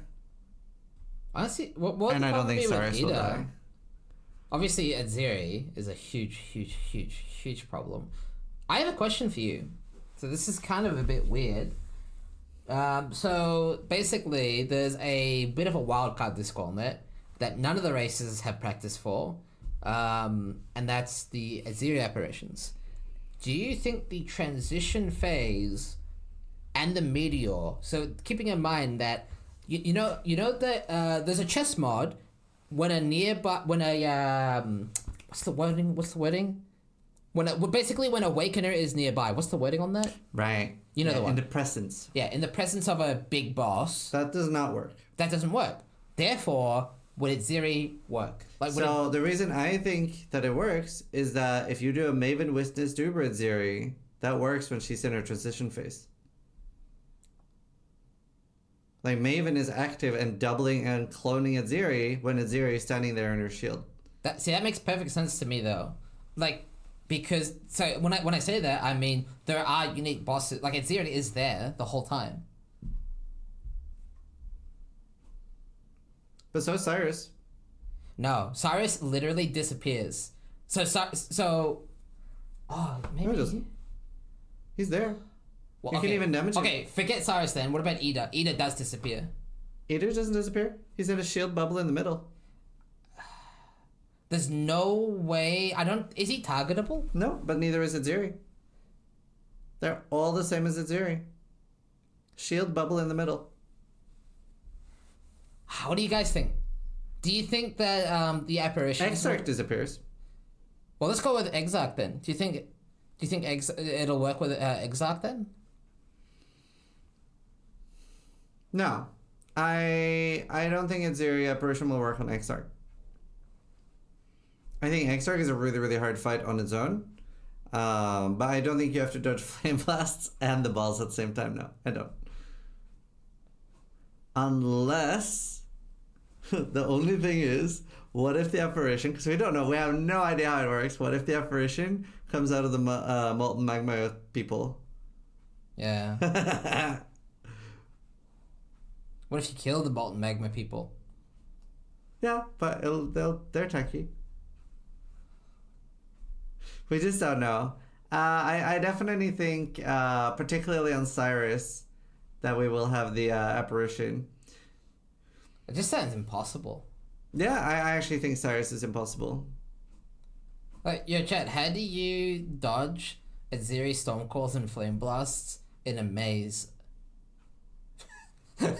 Like, seriously. How do you energize the balls while Azeri's flame blasting you? You can't even log out because he disabled portals. You only have 3 portals, so you can't even log out. Honestly, I would have preferred 6 portals myself. Really? Well, think about it. What is a more entertaining boss fight, chat? When Ben 1 portals or when Ben 6 portals? What's more entertaining? For me, 6 portals is 100,000 times more entertaining. Like 3 portals. 1. 3 portals is gonna be so toxic. Yeah, 3 is the new 6. Like, there's still that same tension on the last portal. That's not the point. The point is, there's... I would argue that... Okay, wait. So you asked the question the wrong way. What's more exciting? Ben being on the 3rd and last portal or Ben killing it on the 4th portal? No, that's not my point. Because my point is that when you have 6 portals, you essentially are willing to burn through those first 5, right? Like, that's a crutch that you will use. And so effectively, you'll go in needing those extra portals. Like, if you need those extra portals to kill it, it is going to be more intense than if you only needed 3. Like, I'll put it this way.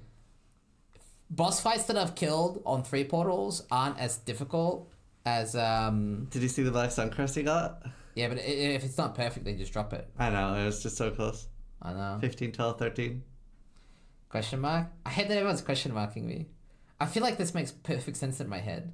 3 portals means that you only need 3. 6 portals means you need 6. So there's a second factor here that I don't think you maybe are realizing, but I think it's easier for you and me to appreciate somebody logging out on hardcore and seeing that as a skill thing, whereas the majority of chat have never played hardcore, so they don't appreciate logging out in time as much as somebody that actually plays hardcore does. Yeah, maybe people don't look at portals as a resource. Yeah. You need to... what happens if you fail on 3 portals is you just don't get to go back into the boss fight, right?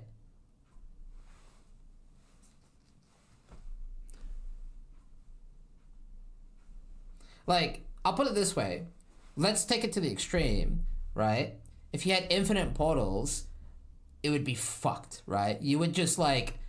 You would hit the boss. Well, to be fair, infinite portals would be cringe to a point because eventually what would happen is you would attack the boss and log, attack the boss and log, attack the boss and log. Yeah. So you have to have some realistic limit. It's like limit. DM during the campaign. Yeah. But let's limit it to like 100 portals. Okay.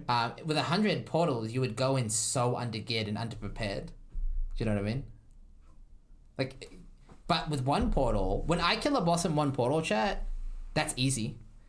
I don't know if you can appreciate that, but 1 portal is not hard because you overgear the fight to such an extreme that you can make mistakes and it doesn't matter. 1 portal doesn't mean you play perfectly. 1 portal means you are so overgeared that it's very difficult to actually fuck up. You just tank everything. What was more people exciting? Question mark me, but I don't care. Quinn being on his last portal, so he can't log in Missy, or Quinn logging when he fails a memory game. True. Yeah, I mean, I think 3 portals is a lot more exciting. I mean, it's, you know, at the end of the day, it is this guy's event. So we'll see how that goes. It's also just that it's something different. It's something we haven't seen or had the ability to do before. Because of the Voldo puzzle boxes. Yeah. So, like, I don't know. I don't think every gauntlet needs to be perfect. I don't think anything needs to be perfect. And you It just needs to be different. It needs to be different, and you adapt and change things over time. I think that's the most important thing. I just hope we don't see people fail boss fights because they ran out of portals. I think most of the boss fights are very easy to farm, so I don't think that's the biggest problem.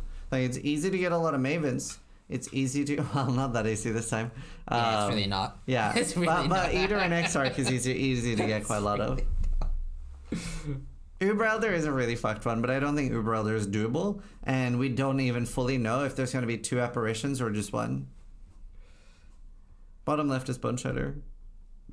Yeah, to be clear, I'm talking about leaving Son of Sevenless.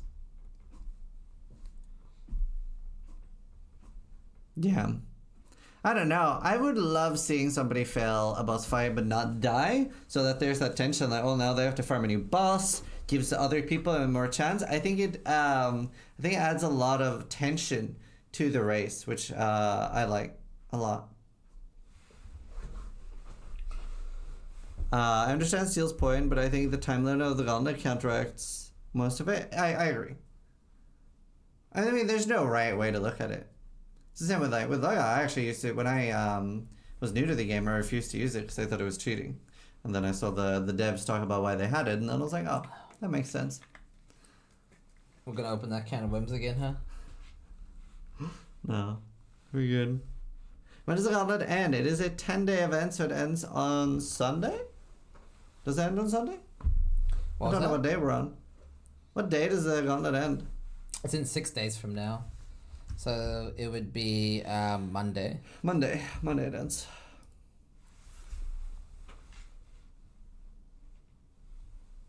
Only 3 portals is overkill? So here's my big issue, right? Here's my really big problem. And again, this is an opinion, so neither of us are necessarily right or wrong, but because you put a mechanic on there that's totally going to add an RNG element where people are going to log, I wouldn't surprise me if people brick sets consistently. So that's not necessarily true. No, we don't know. Because it does seem like we have rough numbers on it, so you can get to the point where you can tank everything except the double Flame Blast. See, I have a disagreement. Hey, I'll ask chat here. If you can survive 1 hit, can you consistently tank it to the point where you don't need to log out? If you can survive 1 Shaper Ball, can you survive all Shaper Balls?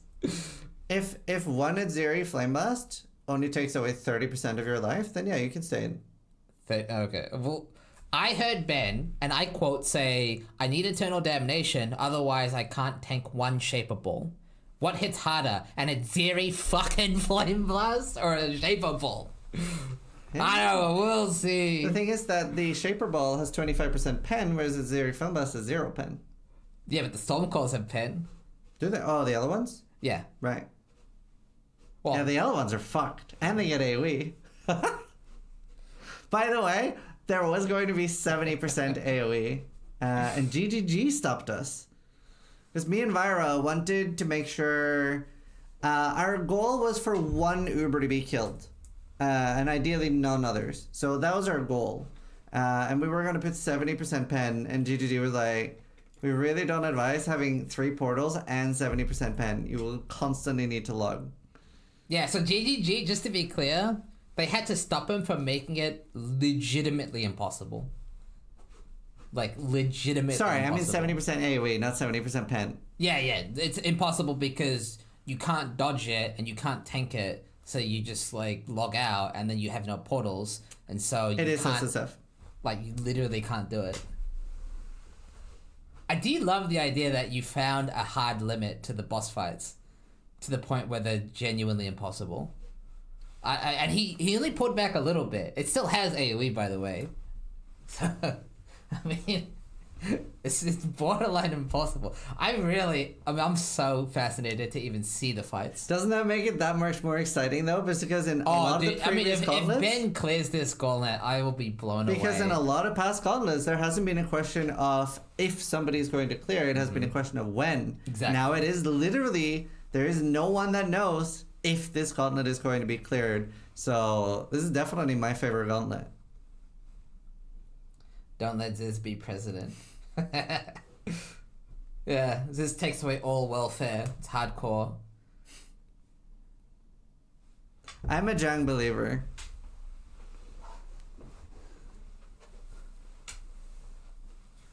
Gauntlet being done in 2 days is cringe. Yeah, I agree. Yeah, I feel like, you know what I think happened? I have a theory. Confirm or deny this. Ben cleared it in 3 days, and you took it personally. No, I don't take it personally. It's been cleared several times in 2 or 3 days. 3 days. Really? Yeah. But Really? I do think it's so we try to make so like the next gauntlet might be very easy because we do like alternating. So I could see us making a easier gauntlet than this next time, and then the next one being really, really harder than this. But I like alternating so that we have some accessible gauntlets and some really hard gauntlets. Because we've done that quite a lot. We did have a very easy gauntlet. We had an incredibly easy gauntlet. And that was even how we advertised it. And that actually had record numbers for participants. So we do some gauntlets that are focused more on participating and playing. And the last one wasn't too bad. That last one was the one that got cleared in 3 days, right? I'm pretty sure it only happened once, though, getting cleared in 3 days. Because that was, you made that a point that it was easier. Right. But either way, we have experimented. We just like trying different things. So we will be shifting between easy and hard gauntlets. Yeah, I agree. I think it's twice. Twice that it was cleared on day 3 or 4. I said day 3. There's a big difference between 3 and 4. There's a big difference between day 1 and 2. It's a day's difference. Yeah.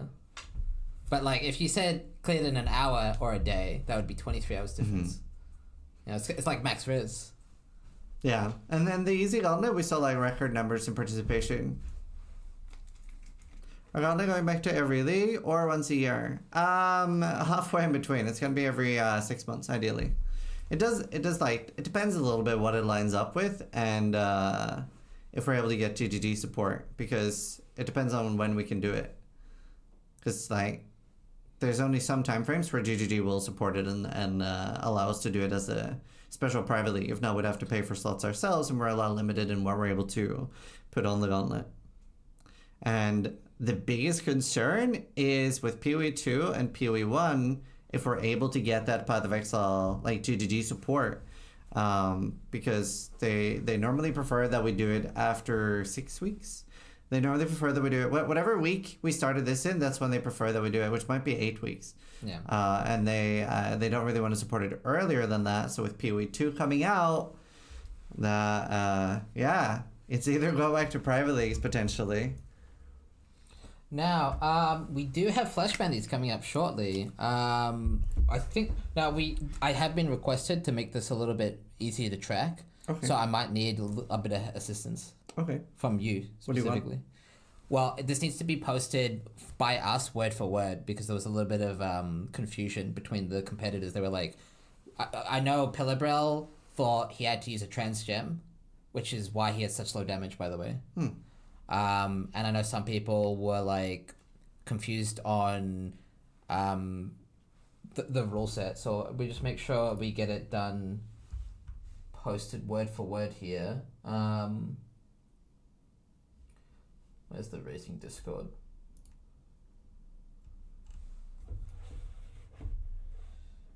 Okay.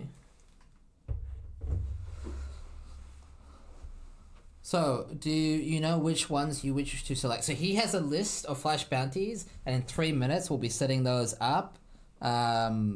Yeah, so this was actually, Vira didn't tell me who donated for this, but somebody donated specifically for Flash Bounties. So we have 4 different ones from a $50 we can pick from, and 2 from $150. So how many are we picking? 1 and then 2? Or? Yeah, so we can pick 1 from that and 1 from that, if you want to look through them. Well, maybe we can let chat decide which ones they would like to see. Sure, we can read out, but then people could start. That's fine. I mean... Okay, sure.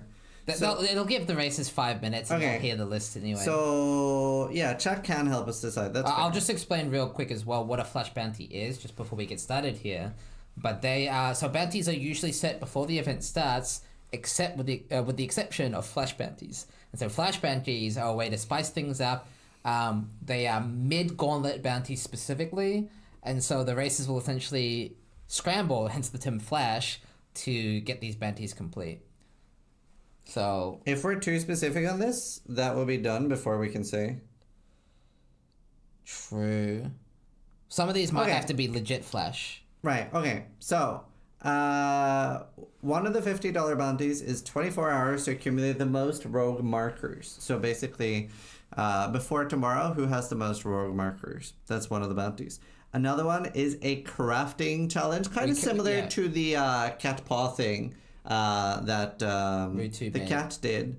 And then another one is a quality on different pieces of gear challenge. And then the other one is 24 hours to accumulate the most area level 69 haste contracts. So those are the four... $50 bounties. Yeah. Now, to be clear, make people vote. Yeah, how should we do it? Should we just get a chat vibe, or should we do a poll? Yeah. Just a vibe, or? Yeah, let's do a vibe. It's hard to pull. Alright, so we have the 69 highest contract meme, we have the rogue marker meme, the crafting bounty, and the quality bounty. Or the gear bounty. 69 crafting. is the one I'm leaning the least towards because it's just... It forces people to do a certain tier of maps. Yeah, it forces everyone that wants to do it to be in 69 maps for 24 hours. That seems pretty boring. That means we're going to be losing out a lot of content. And rogue markers... I think the crafting challenges are the coolest, personally. The rogue markers isn't a bad one either. The rogue markers doesn't really change anything. Yeah. It doesn't really make them do anything. I think we should go with the crafting challenge. Sure. Now, just as a reminder, this is a $50 bounty. That we do have a $150 bounty as well. So, okay, so we can go with the crafting one. And Okay. what about the... Okay, so the $150 ones is either 24 hours. I think both of these are quite cool. 24 hours to reach the deepest delve depth.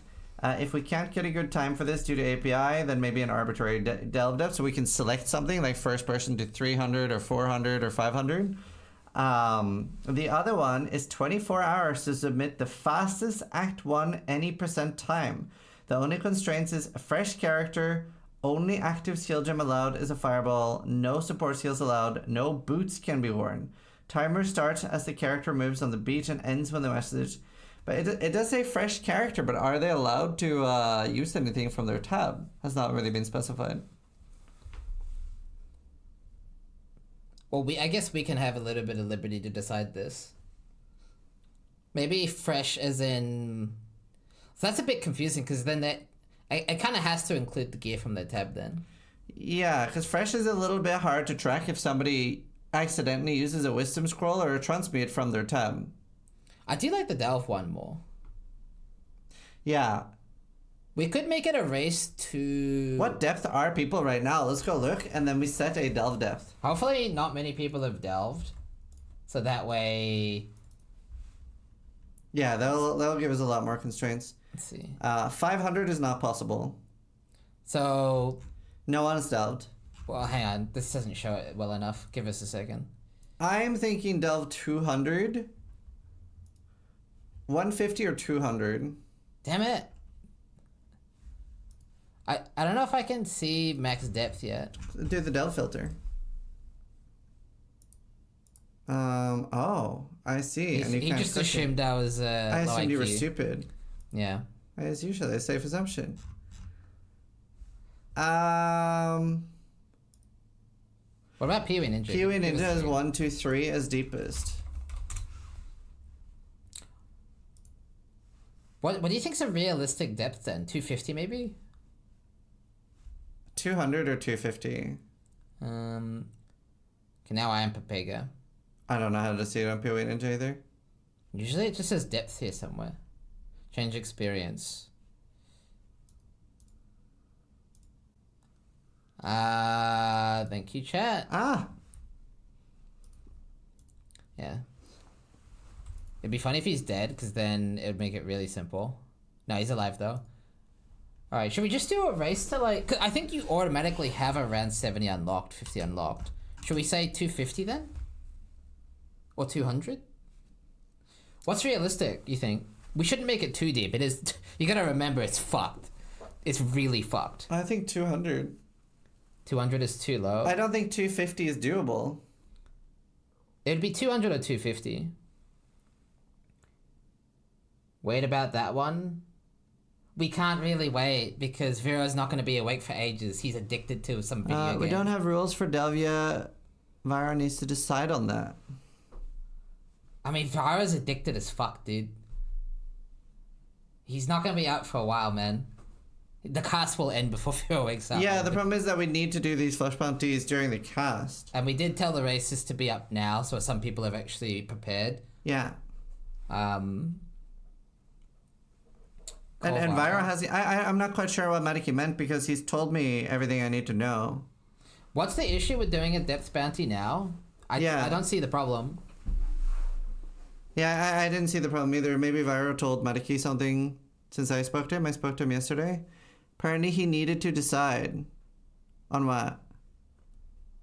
You know what? I'll pay for the bounty if it comes to it. Pee-wee Ninja doesn't update. It has to be fast to be in game. So that is what he told me as well. He said due to API limitation, maybe set an arbitrary depth. That's why we aren't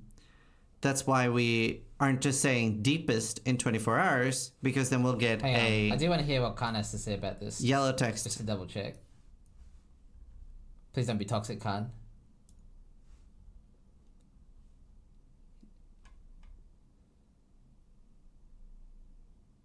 Say words.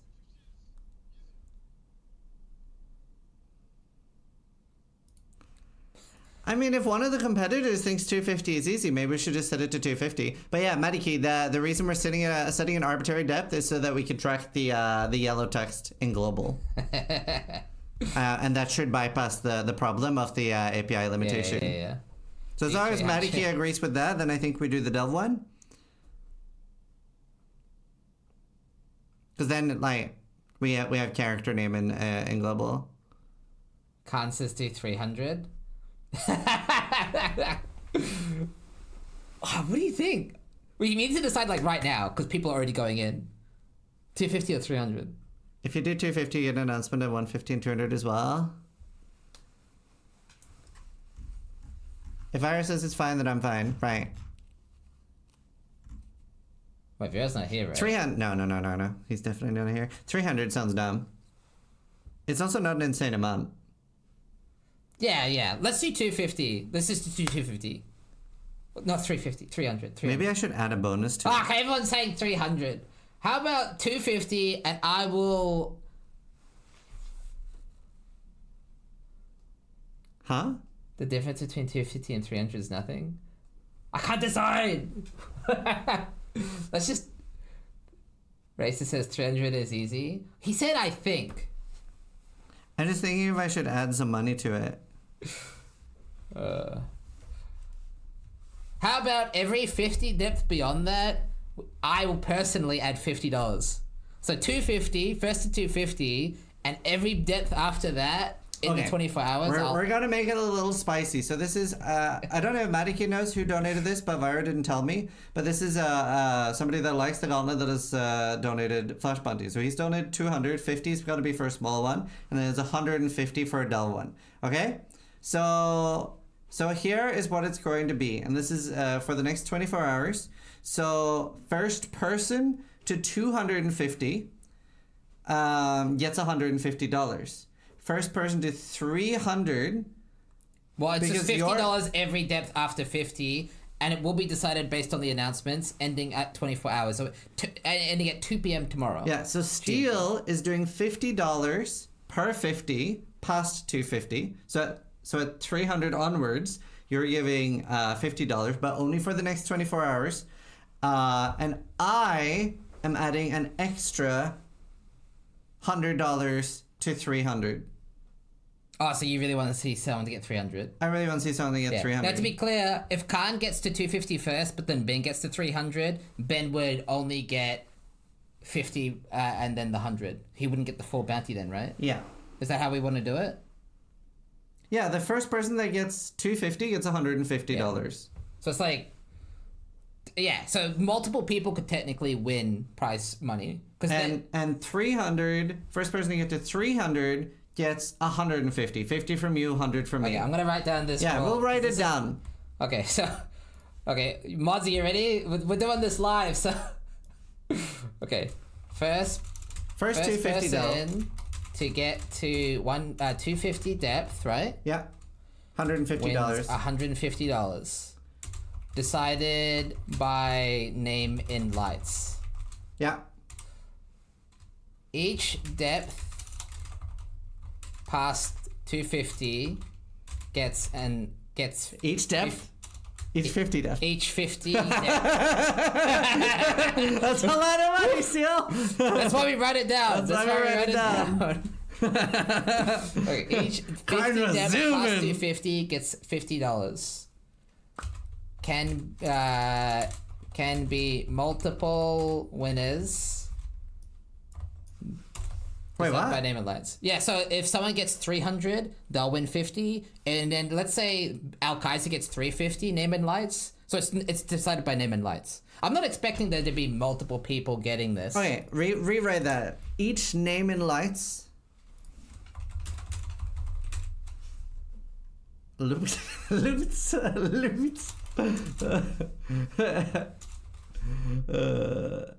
Yeah.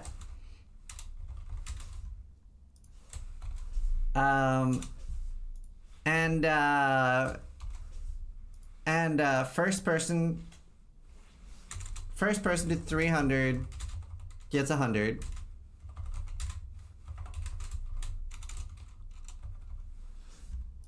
Okay, so this is like 24-hour limit. yeah.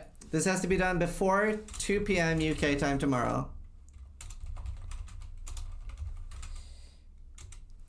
Check donos, read, delve money is there. We don't have alerts or anything. We have no way to check that. So obviously, I'm on my Twitch account, so we don't have Zizaran's Twitch account. I don't think we have anywhere to check that. Maybe Madiki can check in stream elements. 24-hour flash bounty ends at 2 p.m. Are we on just GMT plus 0? Like just GMT? So I only know my time zone, GMT 10, because Aussie. What's you should write what's UK different. time zone? You can be different winners, not multiple. Can be because it sounds like everyone that gets 50 points. Oh, can be different. Thank you. Can be Let's different. actually chat. Yeah. Your time is changing. Okay. Yeah, maybe Madiki can check stream elements. All right. So that's our first flash bounty. Okay. So I apologize for the mods. Hopefully they can write that in. So 250 and 300 get 150. No, 300 is 100. So if let's say Khan gets to 300 and 250, he would win $250 if he was the first to get both dim and lights. Oh, and then he would also win one. Yeah, you're right. It would be. Yeah, I forgot about this one. Yeah. So if Khan gets to 300 first, it would be $300. Read what Sai said. Scroll up. 250 equals 150. 300 equals 150. 350 equals 50. 400 equals 50. That is a lot cheaper. That is a lot simpler. Yeah. He is very smart. Yeah. Okay, let's go back to reading chat. It's paused. Did we win? So everyone can get 50 if they get to 300? No. Everything here is about being the first person. Why is it Monopoly money and not Euro? It's dollars. US dollars. Yeah, yeah. Alright, did we win? What about 500, 600,000? Well, no one can get really that far, but yeah, it's every depth past 250 gets you $50. What's wrong with line 6? No special gems? No, any gem. Any gem. I don't need to write that, but just to clarify, Any gem. any gem. Except for the banned gems. So no DD, Arc of Surging. What's the other skill you banned again? I can't remember. DD, Arc of Surging, and Penance Brand And of Dissipation. Those banned gems are banned for a reason.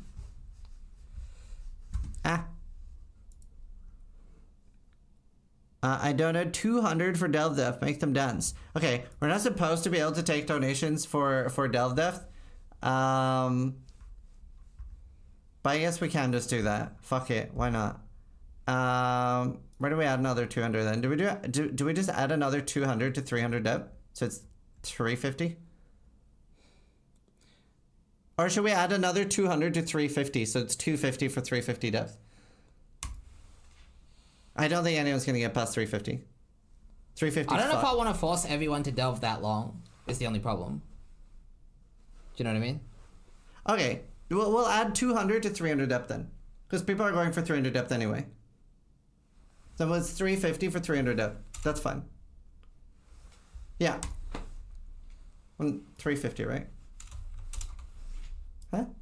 Well, yeah, I guess it would be 350 then. Yeah. Write it up there too. Well, this needs to be separate. It has to be separate, sis. Why? Because otherwise you're just doing an infinite money glitch. No, it isn't.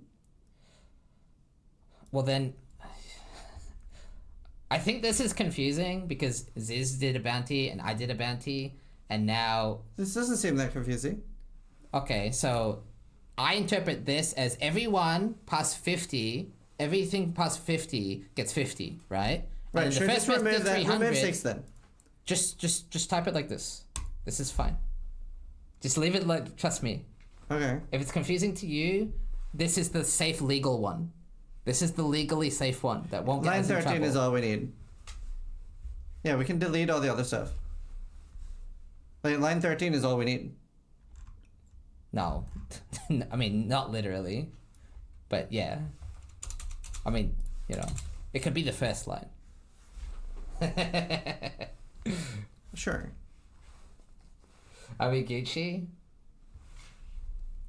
Change 6 from past 250 to past 300. Line 10 is wrong? No, it isn't. Only name and lights matter. Nothing else. Multiple people can. You know what? The races can get fucked. They can just delve, and I'll give the money. Like, the money will be given. Just delve. Just go. I do agree. I do agree that line 12 is wrong, but still didn't want to change it. No, it doesn't matter. It doesn't matter if it's wrong. Just delve. Get name and lights. We'll give the money. Just go. It doesn't matter. Just go. Right. Okay. Should we do the crafting bounty as well before people get 2-star on Delve? Okay. Right. How are we gonna say this? Okay, now this one's gonna be one in literally like 10 seconds. This is like a submission-based bounty.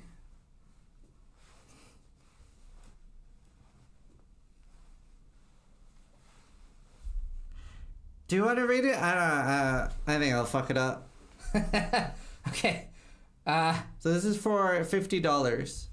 Okay, just get ready. It's a crafting bounty. Okay? Literally the first person to link this item and... submit it like a normal bounty. Okay, so they're gonna have to provide a recording then. Yep. So you will have to record for this. Should I give people a minute to like get ready to record? Seriously, it's gonna be fucking done in 2 seconds. Are you ready? Yeah. This is basically pay to win because... Oh, we have ads in 3 minutes. So how about we play ads now? So that, like, if someone... Yeah. Okay. So we'll play ads, and in like 3 minutes, we'll... I don't know if I like the bounty. crafting bounty. I think it's gonna be done too easily. I mean, we could go the third one. That one's actually decently hard. Yeah.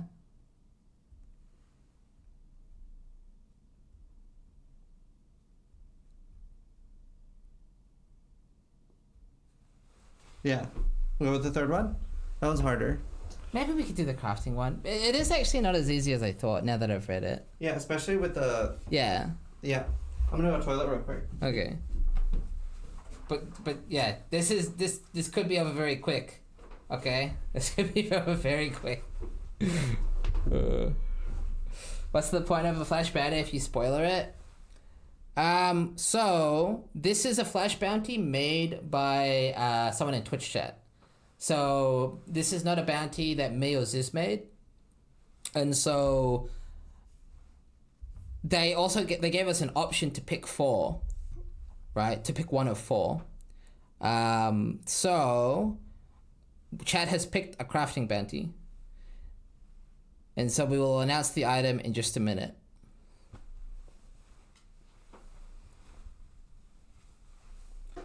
What if they themselves claim it? If they themselves claimed it, they would just be net 0. It would just be like, yeah. I guess they theoretically could. How do you submit a bounty? This looks like it was communicated to Vero, would be my guess. You would DM Vero. Well, yeah. I know Vero doesn't like being DM'd constantly, but too bad. To be fair, it's not that bad if it's over quickly either. It's just $50 bounty. Alright. I guess I should submit this in Discord first, right? Oopsie. Fuck me, dude. Yeah, I hate it. It's because your monitor's too big. I know. DM's doing great. He's in maps now. Alright, I might message Alti so that way he can word this correctly. Well, you can message in the Mystery Gauntlet cast so they can both see it. Okay. I'm just gonna type exactly... What I wrote? Yeah.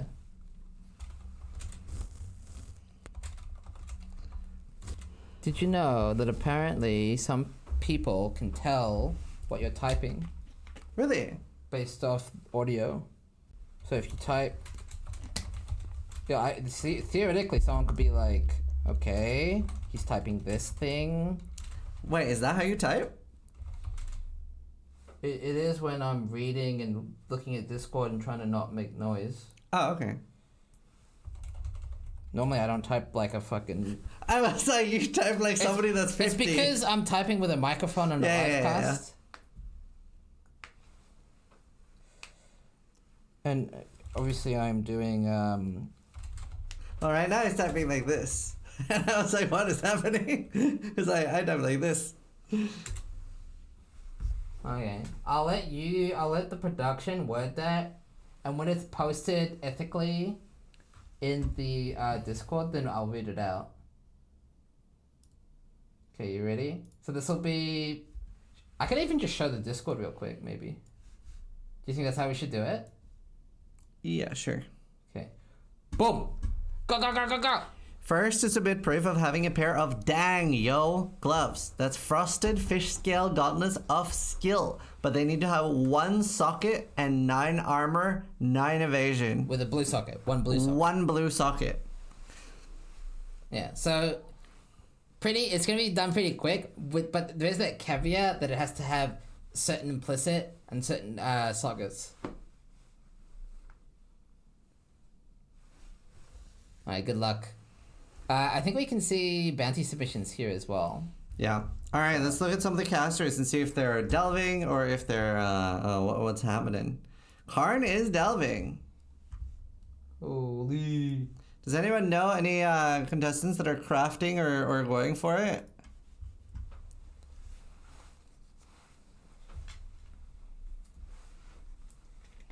Garatha? Cool. Let's get Garatha in there. TTV?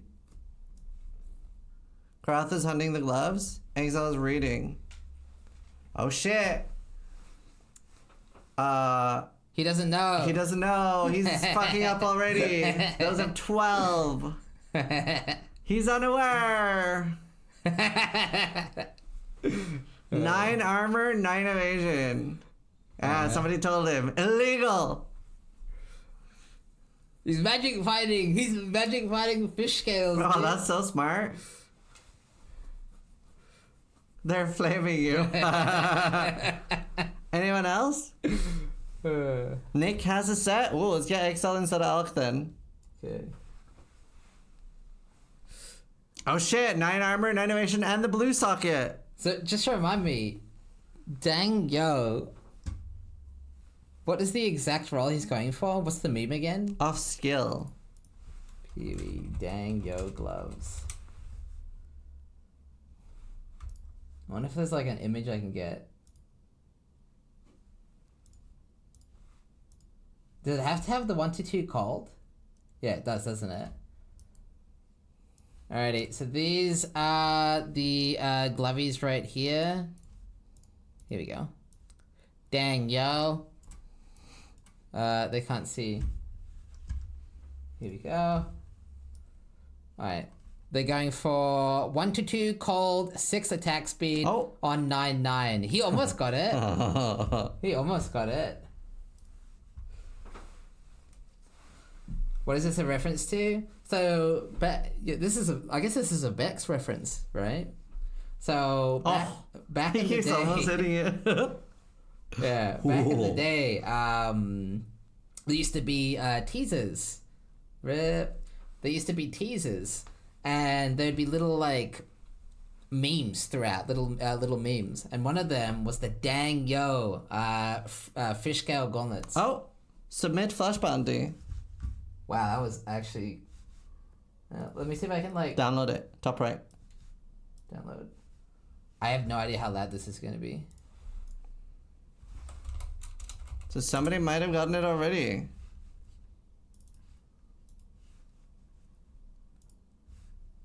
Okay.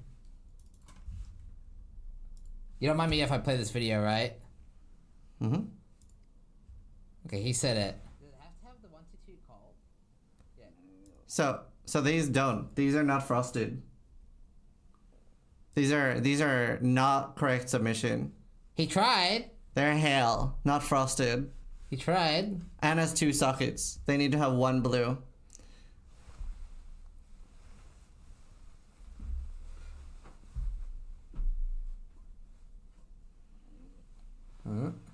Global 202 has 1. It is also about being the first to upload. Yeah, make sure you submit. Wait, I can react too. Wait, should I like... Global 202 is Ron. So chat, look. No, don't have that open because anyone can... Get it off the screen. Anyone can post anything there. Okay.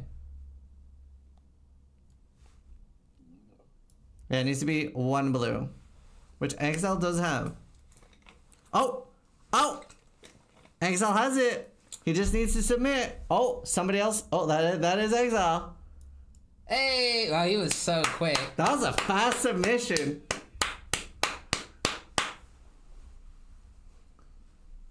I wonder how many alts on average it takes to craft that.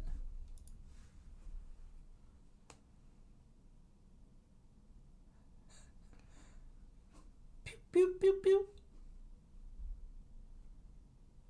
Pause it. Hey! And there it is. Karn was close too. Oh. Exile is the winner of $50. Congratulations. Right. Didn't even need to og. You don't mind me if I play? No, I just want to see if he, if we had another submission as well. We did. Literally 1 minute. Wow. I can't show you guys, but A lot of people are going for it. 1 minute difference there. Alright, we do have the Delve bounty as well. A lot of money in Delve right now. Which Karn is going for. Imagine if we kill Karn with the Delve bounty. Holy. Well, we might. I mean... I think 250 is very difficult. I think we had it right. Obviously, chat seems to think 300 is fine now, but I think 250 is actually... Well, it is actually because of Karn that we made it more difficult, because he said, that seems easy. That seems easy. To be fair, he is Tainted Pact, and Ben is Defiance of Destiny. So maybe people... that's the cool thing about a Flash Bounty, right? Is because it's the middle of the gauntlet, we might actually see people get to 300. That seems easy. If he dies, it's his own fault. We were gonna make it easier. He wanted it harder. Ah, yes, video games, where we get excited over the stupidest shit and I would have it no other way. It is wonderful, isn't it? Mm-hmm. We temporarily hijacked the entire Gauntlet event so everyone could alt spam gloves in Act 1. So there it is. Awesome. And do remember, even at this point, any money you donate into the prize pool does get doubled by Shopify Rebellion. The prize pool is over $30,000 at the moment totally. So quite a large amount already. It's 223 alts and 16 orgs on average. Easy.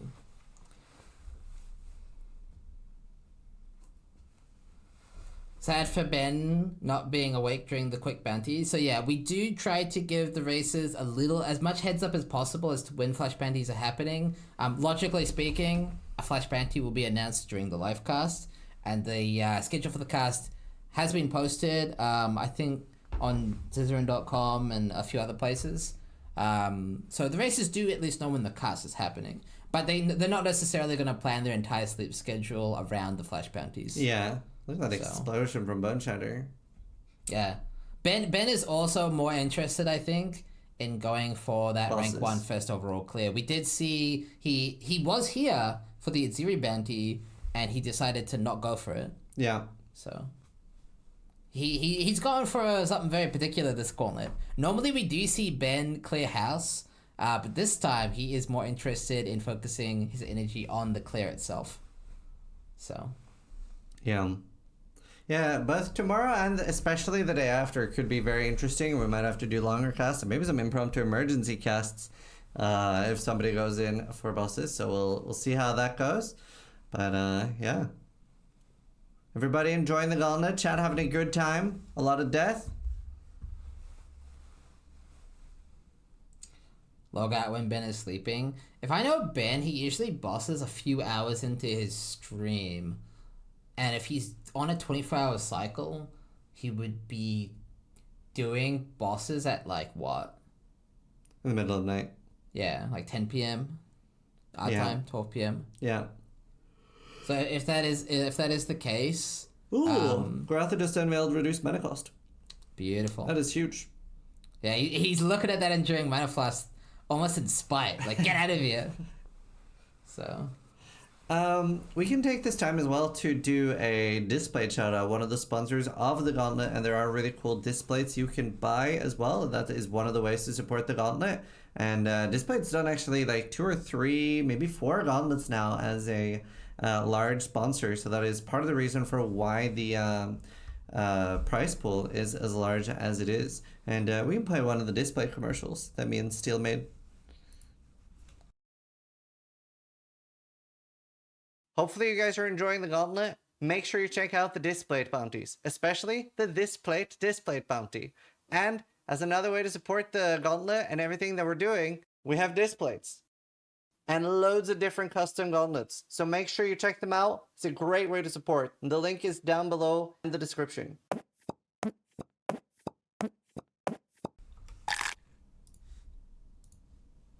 Nice. All right. Yeah, that is one of the ways you can support the Gauntlet.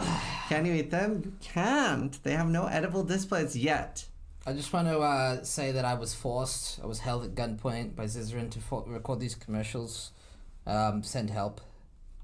Wait, that's not true. Steel said, I want to be part of the ads in some ways. You're not the only one doing them. He's told me that.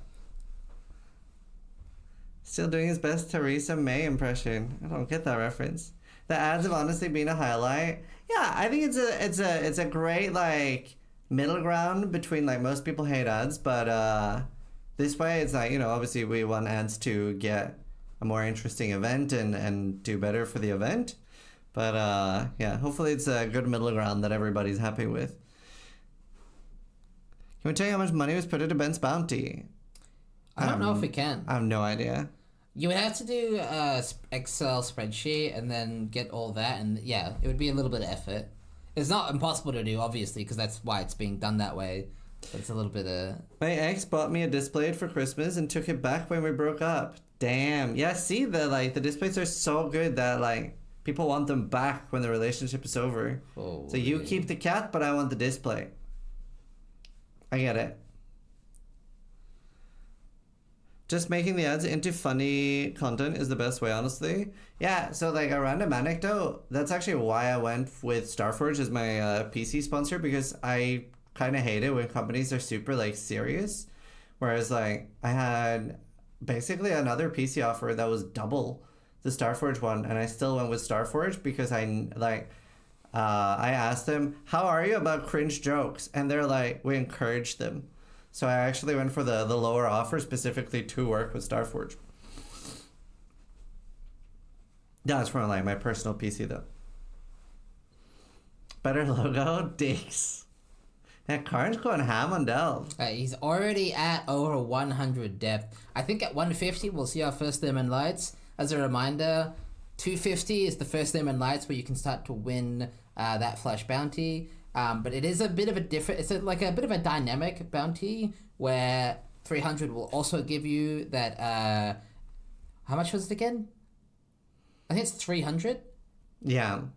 I'll we have it written down. This is why we wrote it down.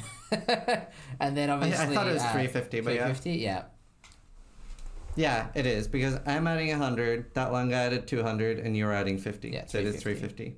Yeah, so there'll be 350 at 300, and then it keeps going after that, but I'm not expecting it to go past that. If people hit like 400... If people hit 5k depth and I go broke, I would be amazed. Well, no, I'd be more than amazed. It's impossible. What if Karn just can't die? He's kind of immortal. It's also a time limit on it, so you're pretty safe. No, I'm safe. I'm fine. Oh. You're safe. Don't worry about it. Don't worry about it. And you're rich. Seal actually just bought a Ferrari F50, which is outside at the moment, which is really cool. The irony is I don't have anywhere to park it, chat, because... Yeah, there's no parking on my street. Well, that's his fourth. That's his fourth. I can't even park it, dude. Yeah, that's why he can't park it, because there's others in the way, but he wants to drive that one. And he I also don't have... He can drive. I can. Well, my license isn't valid anymore. I'm like 95% sure. So I don't have a license. I don't have anywhere to park it. And I allegedly, according to Zizaran, have multiple Ferraris. Uh-huh. An F50? That's the only car I know, okay? Well, I have a Nissan Ariya. I know there's a brand called Mazda because my parents had a Mazda.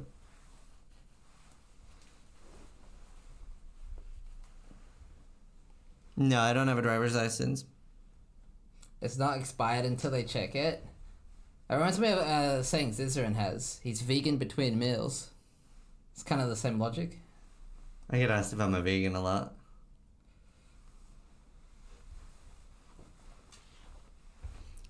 Groth is actually corrupting maps. I'm very surprised to not see more people in yellows. I guess he wants to taste the hate, so that makes sense.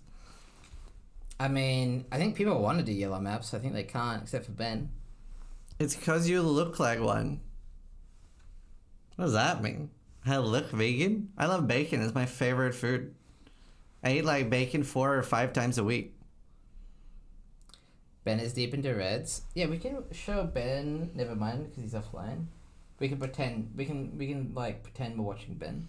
I've been in Nashville for 3 days for work. What did I miss? What didn't you miss? There's been a lot of death, a lot of gearing, happiness, unhappiness. What hasn't there been? I guess we could do like vegan a 4-day highlight real quick. No. Vegan bacon's not a real thing. Go on. Alright, you ready? Also, before you start, this is K Scott 13, who is literally the reason we have Path of Exile events. So he's with Shopify Rebellion and DM'd me like, who's the person to message for PoE events? And I was like, me. You messaged me. Alright, so 4-day recap as best as I can remember it. So we had a lot of players struggle through the campaign. It was a complete, like, it was a graveyard. We had the Let the Bodies Hit the Floor playing at the very beginning there for a little bit. Because, yeah, we had so much death during the campaign. It was a very difficult campaign. But, unsurprisingly perhaps, at this point, a lot of the races managed to get through the campaign just fine. A lot of people who didn't get through the campaign, include people like, we had new players from Diablo, so DM and Rax. But we did see, and NBA Extreme as well, we did see a lot of people die repeatedly, but then re-roll, go again, and they did make it through the campaign. I think a lot of people took the campaign this time personally and decided to make it a personal goal to get through, at least into maps. So that was very cool. Then day 1, progression. Again, we had Ben and Exile in the lead, unsurprising. Now, I'm not sure if it was day 2, I believe. I guess we're going to skip ahead a little bit. But we did see Al-Kaiser and Exile going down. Al-Kaiser died in a tier 5 map. he just got really unlucky with the mob that he was fighting. It was God Touch, Overwhelm, which is bad for Jug, and just obliterated him with the multi-proj.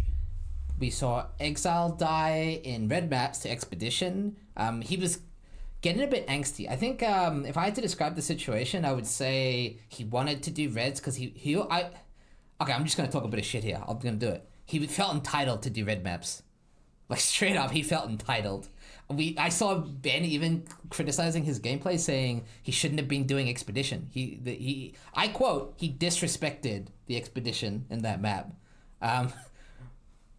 You know, I feel like this Gauntlet, you are kind of forced and you have to do lower tier maps for a while. It is what it is. It is what it is. The Oasis exists for a reason. And I think we did see him respect that reality on the reroll. We did see both El Kaiser and Exile reroll, and they are farming those white maps. They are getting tons of gear. And Exile has come back super strong now that he's been doing those white maps. He has Taste of Hate, Sixth and Coil, making perfect flasks. Like, for those of you who don't know, Pathfinder is like Mageblood at home. So he's super well geared now. Apparently Ben unspec'd Expedition when seeing Exile die to it. Exactly, right? So yeah, you are forced to play a certain way. You have to respect those reds. They are so difficult. Some other highlights. Jung has insane gear and is playing a weird build. Yeah, so Jung-Ben has not died. I think he might have died once at the beginning, maybe. Yeah, like Act 2 or something. But he's been really, really, really strong this Gauntlet. He did get lucky with a bit of Dream Drop, which completely changed his early game. He was actually utilizing the Trickster and the Water Ascendancy to get like 5k Energy Shield, which gave him a huge buffer in terms of his EB mom setup. And so he was very comfortably farming those white maps for a long time. He actually... I even see, obviously, the races communicating in guild chat, talking about how you want to stay in those white maps. I heard Jung just saying, stay in white maps, live in white maps. White maps is love. White maps is home, right? Because of that Oasis, it was his idea, by the way. It's a good idea. And we saw Jung now reaping the rewards of farming those white maps. He has T1. I have to show you. I can't show you because it's in his stash, but he has T1 Energy Shield on a Titanium and T1 Energy Shield on a Satyr Scarab. So he has some crazy gear that he's going to swap into and reroll respec CI tomorrow, I think. Which is why we're talking about potentially seeing Jung-Ben being the Gauntlet champion this time. Now, Ben has said, and I quote, "We cannot let Jung win at any cost." So there's a lot of rivalry there, and going to be fun to see who's actually going to do it. And a very interesting thing is Ben said he was, as normal, not going to do the normal bosses first. He was going to go straight into the Ubers. But there is a very big chance, like there's a lot of new unpredictable things here, so there's a very big chance that somebody runs into an Uber, and Zeri just snaps them out of existence, and they have to go on another character. Yeah. While Ben is relatively confident, he is doing the smart thing, and he's actually planning to roll 2 characters this Gauntlet. So he doesn't think he'll be able to farm much more gear by day 6. Ben's extremely efficient with his gearing, more so than almost anyone else. But he is going to use that extra time to make an entirely new set of gear for a Pathfinder, and he's going to essentially give himself 2 opportunities to win this Gauntlet. As a reminder, he's not trying to win 2 different classes. He's just trying to win 1 class. But he's giving himself a backup. Like, if he doesn't full clear on the Witch, he'll go again on the Pathfinder with a full set of backup gear ready to go. So, I'm not sure if we're going to see anyone else attempt bosses soon. Just maybe Jung. Jung and Ben. Obviously, Exiles just managed to gear his Pathfinder, but he needs a whole new set of gear to boss on. So he's going to need a bit more time, I think. Nick says day 9 bosses, yeah. And then Garatha in a similar position to Exile, also well geared, but does need a full new set of gear to boss on. Karn's looking very solid. Yeah, so Karn... Not rank 1 duelist, and not rank 1 overall anymore. Yeah. But I personally think it's impossible to track realistically without talking to the racers. Does the French guy stream? Well, he was in chat, so he has a Twitch account. I'm not sure if that means he streams. I hope he does. If he does, we should find out. Yeah. But I personally believe, well, you can't track it. The Gauntlet is, especially this time, first and foremost, a gear race. And if we look at the gear of the contestants, Exile, Khan, Ben, and Jung are probably the 4 most geared players in the Gauntlet. If I had to put money on it, I would put those 4 in the lead, just based off their gear. Like, if I look at other people's levels and points, it doesn't matter as much to me as their gear. But that's just my point of view. Yeah. Have you considered banning bounties for dying?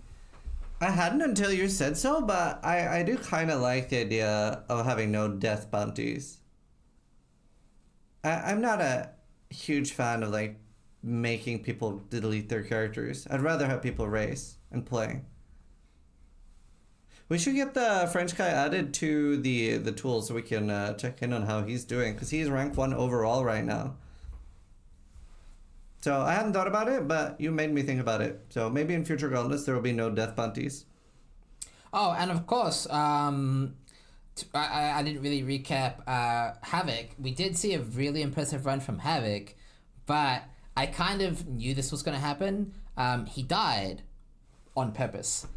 So his first character, I got a hint at what he was going for. He named his character Havoc Bounties or something along those lines. And we did see him claim a lot of those early game bounties. And we did see him die at position 1 at level 98 for a bounty. So he claimed up a $750 prize from that. I'd rather have, like, attempt a ghosted Uber or something, you know, like something like that. Yeah, he's offline. Yeah, okay. But at least we have him. Yeah. That's excellent.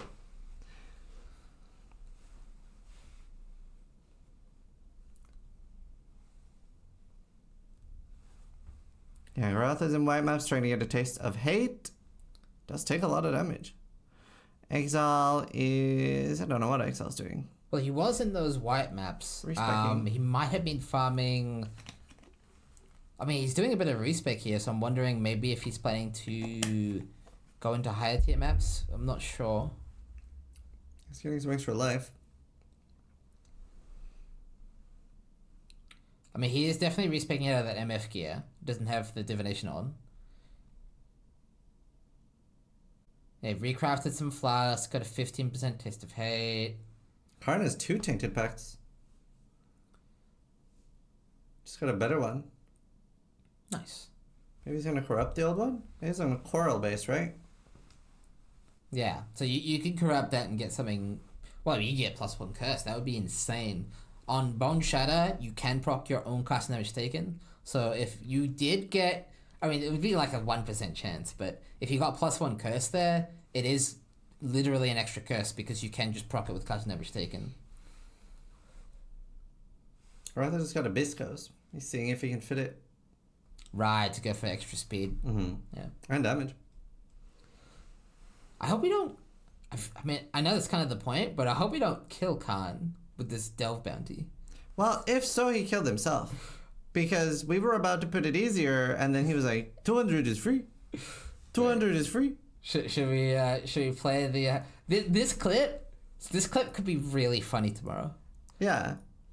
So, we did just announce a flash bounty for Delve.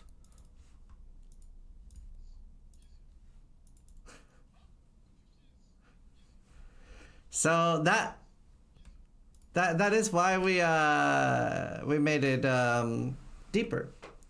We could potentially... We could interview him. This could be cursed. Should we interview Karn? Yeah, if Alti wants to like... yeah, go harass him and see if he wants to do an interview. Yeah. While he's delving, maybe we'll see a live rip. He's pretty early in delve. While that's being organized, I'll just change the scene here. I'm going to be right back. One moment. He left us. And you can... Question about Zizaran and Steel Mage. What made you do casting instead of playing? What was the thought process? I'm going to go AFK and Ziz can just bully me. Be right back. So Steele said that he didn't feel like he was good enough to play anymore and wondered if he could cast instead. And I know a lot of people have asked us to cast together. So that was pretty much it. I was like, you know what? I'm down. So I usually prefer racing in other people's events.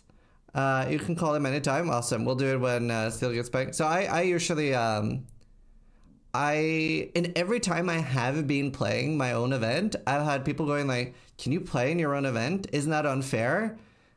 And I don't know, a lot of those comments like really put me off. Like obviously we don't have access to the testing client or anything, so I can't practice more than anyone else can. But yeah, I get those comments a lot, especially when I won rank 1 Marauder. So, because I am one of the like 11 people that have full clear at a Gauntlet. So I get a little stressed out by that, so I'm definitely not able to go as no life and as hard. Why would it make it unfair? Yeah, no one's ever able to answer that. But I do get those comments, which I don't know if you can see it or not, but that's really off-putting to me. So I actually really struggle in competing in my own Gauntlet because of that. So yeah, I had like even more incentive to cast, basically. It might be unfair in theory because you know the mods earlier. So we did decide on the mods 2 days before, and you can't practice. Like, you can't, like, no matter what mods we pick, you can't practice.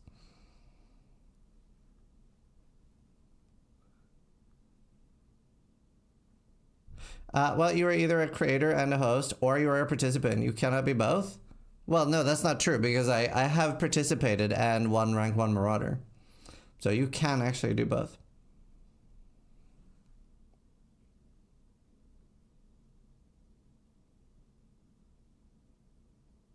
Well, Big Still's not a streamer, Sparhawk. So, no? I don't understand that, Sparhawk.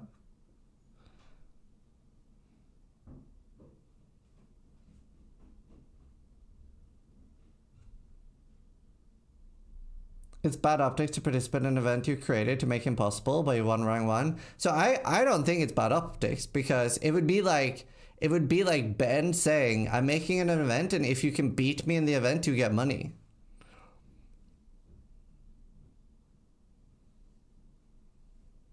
Like, I think that's a cool thing.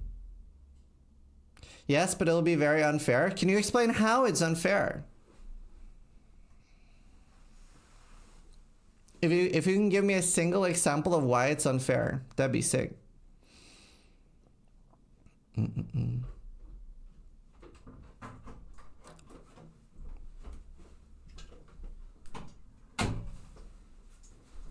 know the content of the event before others. No, it's the same every time. So I don't. Do you mean, you know, I know the mods? Explain how that would help me. We're just having a discussion. Explain how that would give me an advantage or help me.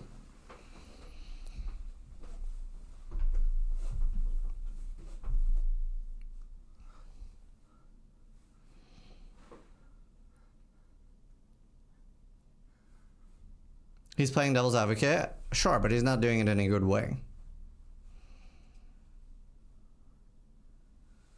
So this is mad. Wait, asking questions makes me angry? I'm just curious. For 5 minutes, and this gets one guide. Well, I'm not getting one guide. I'm just curious. By the way, if Ziz asks you a question, just close the stream. He's gonna ban you. Just close the stream. Just run. I'm just curious. Stop being toxic or I'll call you fat.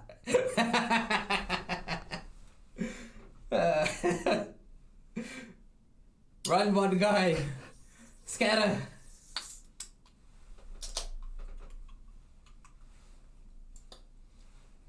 The one thing I might be... Wait. Let me see. The one thing I might be able to think of, you'd be biased towards monster combination that you preferred. I just prefer everybody dying. Yeah, Karn is ready for an interview whenever you're ready. Okay. I'll call him now then.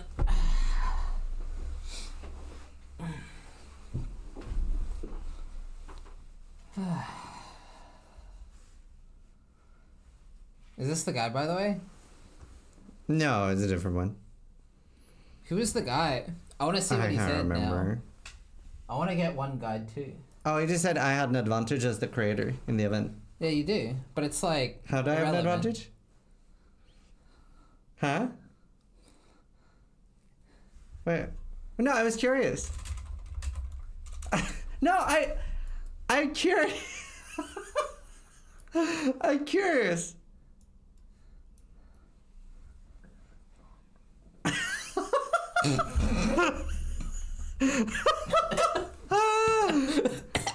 I'm dying. Wait, do you actually think there's an advantage?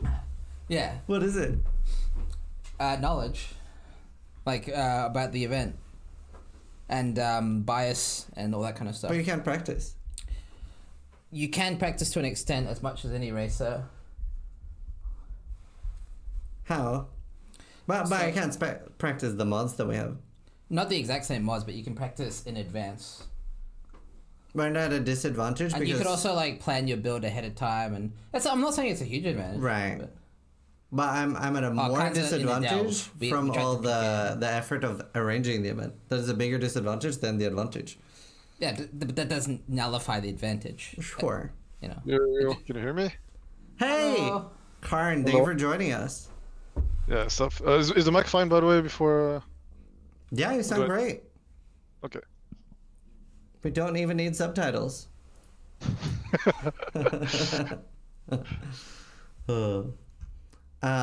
Yeah. How is the delving going? I don't know if you're aware of this already, but it was supposed to be easier. And we got a clip of you saying, "Oh, that is a free," so we made it deeper. No! I heard that someone snitched. I was watching the stream because I wanted to make sure I don't miss it. Yeah. I mean, that's... Yeah. So a big little mouth. self-sabotage there. Well, I don't know. Maybe it's better for me because I haven't delved at all. I know some people already delve, so it's gonna give me more chances to catch up. Probably. Yeah. We did verify and try to make sure that nobody was too deep. I think there was a level 92 Marauder at 123. Yeah, that's the deepest. So you've almost caught up already, I think. No. I mean, unless he's already delving. Correct. Yeah, we'll yeah. see. Yeah. He's also weaker than your character. Yeah, your gear's looking pretty good. It's ramping. Yeah, it's ramping. It was really difficult start. I was getting absolutely nothing. Like, I legit did like 30 hours of expedition without getting anything. So I just wasted my time for the first 35 hours. And then, yeah. Yeah, Try how to are do you? things How differently. are you enjoying this gauntlet? A lot of racers were asking for a harder gauntlet, and you got one. Yeah, I mean, I love the mods. I love the mods. The only problem, like, the thing is, like, the current state of the game in like SSF progression is pretty bad. That's the one thing that makes it, that kind of make it not as fun as it should be. But you know, no, I'm having fun now. Well, that, a very different thing from past events that Steel was pointing out is that players have access to a lot more divines than normal. Are you going to be magic finding at all to get those divine explosions? Yeah, I did some magic finding yesterday. I didn't get that many yet. I haven't been getting good maps, good wisp maps. But yeah, I think that's what everybody's gonna be doing. MFing for uniques, divines, and that was 100% in the plan too. I did some practice and I was MFing with like pretty much like double venters, gold rim. I think that's what I was planning to do. Nice. I haven't gotten any good venters now, and I might just scrap that idea and just MF with just regular gear and only wisp plus some juice, and that's it. So do you feel how confident do you feel on bosses on Bone Shatter? It's gonna depend on what I end up getting. Like, that's the thing. If I get everything I want, I'm pretty confident on a lot of bosses. Some of them are gonna be like extremely difficult, maybe even impossible. I don't know. There's a lot of question marks because we don't really know how SG is gonna work exactly. But I expect some bosses to be like absolutely ridiculous, like way too hard. I don't know. We'll see. It's What a big day do question you mark. think you're going to be going in and farming bosses? Farming? You mean doing the Ubers or just farming for the bosses? So actually, both actually, because Ben was saying he was not going to do the normal bosses. He was going to go straight into Ubers, which I thought was a bit crazy. Are you going to have the same approach, or are you going to clear the regular bosses first? I don't know. I might clear the regular bosses just to have a feel of my character at the time. Yeah. But that's pretty much it, yeah. And then it's probably gonna be. I don't think I'm gonna do Ubers first. I'm gonna do one Uber very early, and probably before anything else, and then I will do my invites first, Okay. and then I'll do the Ubers once I'm completely ready. Because the first Uber I wanna do doesn't require that much gear. I could do it relatively soon, I think. Oh, very interesting. And What Uber is that, if you don't mind us asking? Exarch. Okay, that's so crazy because we've had 2 contestants say that, and Steele has been saying he thinks Exarch's the craziest. No, I think it's the easiest for me. I think Awaken is the craziest. Okay, yeah. I was saying Exarch is probably one of the harder ones.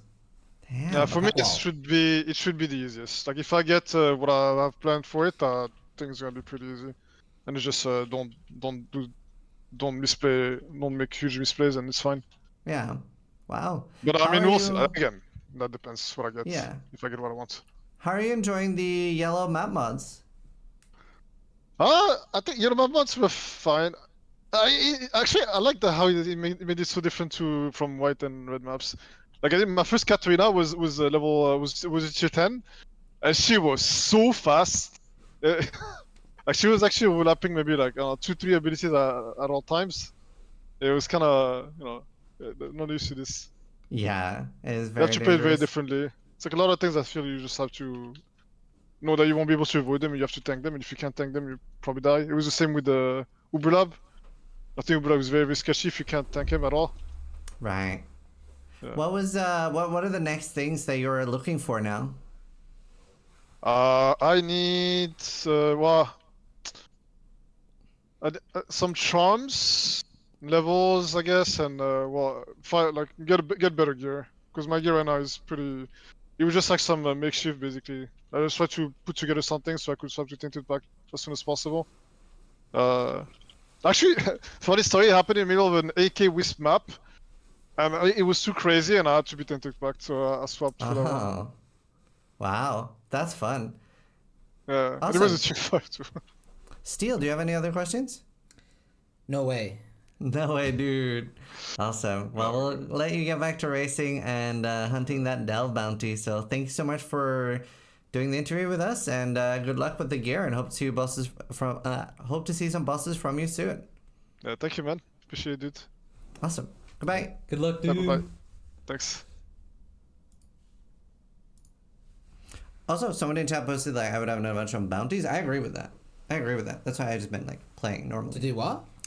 Oh, somebody pointed out I would have an advantage knowing bounties ahead of time, and I am one of the ones that sets the bounties. Don't That's why I evict don't. me. Huh? Don't evict me.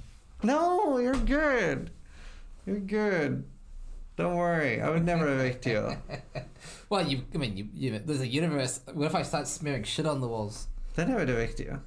See? Yeah, not that I've thought about this. Anyway, Why would you smear shit on my walls? What the fuck? I don't know. Limit testing. That is the line. Very specific. Yeah, you thought about this.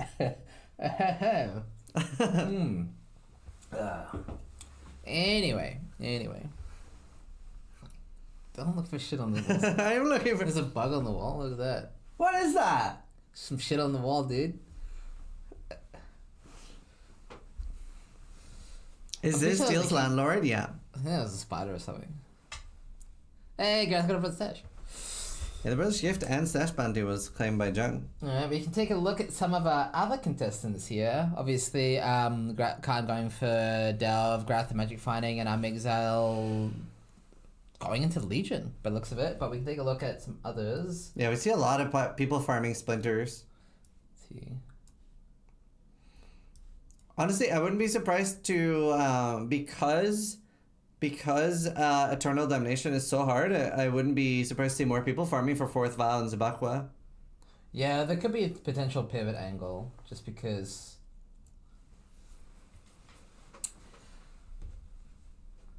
Alright, we have Alex playing That's you. that seething build. Yo, chat, what do you think? Do you think people pivoted to Ben's build because they saw how an Exile's build, because they saw it was working. Yeah. Because I can't imagine everyone was like, oh yeah, VD of Seething is the best Gauntlet build. You know, I imagine they would have seen what they're doing and been like, oh yeah, let's do that. Yeah. I think so. Yeah. And we have Lance on his armor stacker. Lance is very tanky. I think pretty much the only thing that can kill Lance right now is degens. Yeah. In the content that he's doing. True. He has so much armor. Yeah, so he has like 200,000 armor or something, and he's a jug. Do we know if he's farming? He has damage now. And this is his normal lab. No. I mean, do we know what lab he's in? Do we know? I mean, he might be... Oh, his armor goes up to 400k. Yeah. It is normal lab. Shit. He has damage, says Zizaran. Oh, it's funny. We can take a quick look at his gear, because he does have a very interesting character here. I'll just try to find him real quick. There we go. I'm taking a quick look at his gear here. He's level 87. He does have that replica Dream Feather for the armor stacking. 3k evasion chest. Now this looks okay, but it's actually pretty mid. If we compare this to Al Kaiser's chest, give me a second. But if we just compare this to Al Kaiser's chest, what level is Al Kaiser, by the way? There we go. You can see Alk has more armor, and he has a T1 knife roll. So this is more of a starter chest, but it is doing its trick. It is getting doubled by I guess he must be the Warden Ascendancy. Yeah. Yeah. So it is getting doubled and then doubled again. So this is like, yeah, it's giving him a ton of armor. Bit of rampage there. He's actually using it for a 5-link. That's smart. Although, because it's Conk 5-link, it's obviously going to be a bit of a scuffed 5-link. I wonder if he has, like, a plan. Yeah. I wonder what his goal is, this Gauntlet. What do you think? I think it's just going to get 95. 95 in an interesting build, and maybe a boss for funsies. I could see that being. So last time we imported his build to check his damage, he had, like, 6,000 in POB. Yeah, his damage, I mean, obviously I love to POB. I will actually update this stuff. Wait, has it updated automatically maybe? No. I'll update just because there is a bit of a bug. We could interview him and ask. Yeah. If we shoot him a DM, and if he wants to chat about his experience with the Gauntlet, obviously it's fun to get a variety of point of views on Gauntlet. Yeah, we don't necessarily have to just talk to the rank 1 of each class. We can talk to... we can talk to whoever we want. Yep. Alright, so in theory, this should be updated now. And we can take a look at Mr. Lance. So... with Flasky Boys up, he has endurance charges... blood stance. He's running perforate right now. So, yeah, I have no idea how much damage he has. He's not running pride. 440,000 armor. I assume this hits multiple times though. Surely. 8k damage sounds about right. It's like 3. Excellent. Does it have a gimmick attached to it? 75% less damage. Oh, if you change stances all the time, it gives you bonus damage. Dude, have him be in Sand Stance and change stance recently. Sand stance, have you changed stance recently? That would also increase the spike count, probably, right? But Yeah, we'll just maybe. leave it at this for now. Okay, I'm ready. We can call him.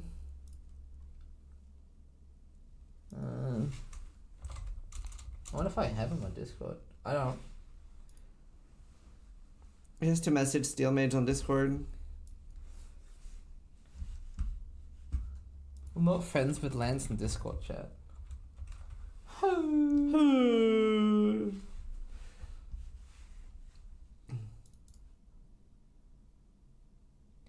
But I mean, obviously, he does have the highest EHP out of any Gauntlet build right now. He probably just face tank Ubers. Maybe. I mean, maybe if he has Eternal Damnation, probably, like literally probably, it would be the longest Uber fight ever. Like, so Captain Lanz has been fighting the Exarch for 7 hours now. We're about to see the Fireball stage number 973. Will he be able to tank this one? Oh, he is able to. You know what'd be really funny? If somehow, like, let's just imagine he actually wins because everyone actually dies and he's the only one that can survive the Ubers. Thump. I mean, if he... You know the problem is, though? He can't get Eternal Damnation. There's no way. It's 0% chance. Can you get Eternal Damnation from, like, a Voidborn key? Nope. No. Why not? They haven't put it there. And same with, like... So, I don't know if it's a rule they just had for every Sanctum item, but I know they said they wanted at least the ring will be the only place to get it is the no-hit run.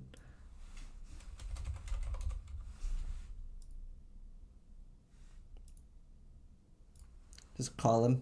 Be rude. Right. Well, he's not gonna die in normal lab on a jug, right? if he does, it's funny. Okay. Give me a second. Let's full screen him.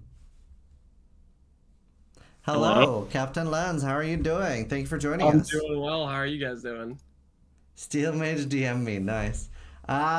So we were trying to calculate your damage and path of building. And It doesn't exist. The highest we could get it to show There is was no damage. 70,000 damage. Is that correct? Maybe yesterday was correct. I think I have more than that today. Okay. I'm purely on a large daily dosage of military grade copium, and that is gonna last me until I get a second Dream Feather. And when I get the second Dream Feather, if I still have no damage, I am gonna cry myself to sleep. If none of the skills I try work. That's fair. So, is this some sort of support build, and your goal is to bore the Ubers to death and hope that they just end themselves? Yeah, eventually, like, I don't know, we'll see. Right now, okay, listen, I got 500,000 armor, so that number's pretty good. It's a good number. The damage will happen. I just need to get some flat somewhere, okay? My backup plan for doing Shield Crush was going to be 2 Dream Feathers and doing Trauma Support. I forgot Trauma Support doesn't work with swords.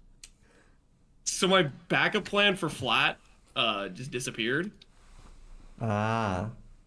Well, you have very good damage in normal lab. Yeah, well, yeah, normal labs is no HP. No, yeah, Lance, I have to tell you something. We were checking out your build, right? Because we saw yesterday, and we looked today, and we know you've gotten some upgrades. And so we were checking out your build, and we see you in lab, and Ziz sees you instantly kill Zaro. And he's like, looks like his damage is a lot better today. And I start laughing, because I'm like, I'm pretty sure this is normal lab. And I'm like, surely it's not normal lab. For a few brief moments, my damage seemed good. Really good. This is so impressed. What about Smite? I'm completely on the hope that the alt version of splitting or shattering steel with like a decent level with the flat they give and like Call Steel is okay. I don't know if it is though. I have no idea if those are good or not. Have you thought about Smite? Smite? So, okay. Normally armor stackers do Smite or Molten Shell or Molten Strike or whatever. But most armor stackers normally have like trade gear and actual like good aura effect. I don't actually have good aura effect. The only reason I have good armor is because I'm cheesing like Oath of Magi and Iron Reflexes and Grace and Determination and stuff. So like I go Smite and it's still like not that much flat. Right. It's like base Smite, like which is like I think 100 average damage or something. So what is your goal in the Gauntlet? Well, my original goal was getting out of the campaign. So I did that. And so now my next goal is probably to try to hit 95. And after that, I'm going to maybe try to do some early bosses, which might get me killed, but just to get like a couple points. Because no one's doing bosses, right? Everybody's freaking playing it safe, right? But I could ego my way into maybe first place if I just do a couple of the easy ones. It's gonna be like, hour-long fight or whatever, but I think I can avoid dying. Yeah, we were being your build. You have, like, you are probably the tankiest build in the Gauntlet, other than maybe Ben. And that's just because Defiance of Destiny is OP.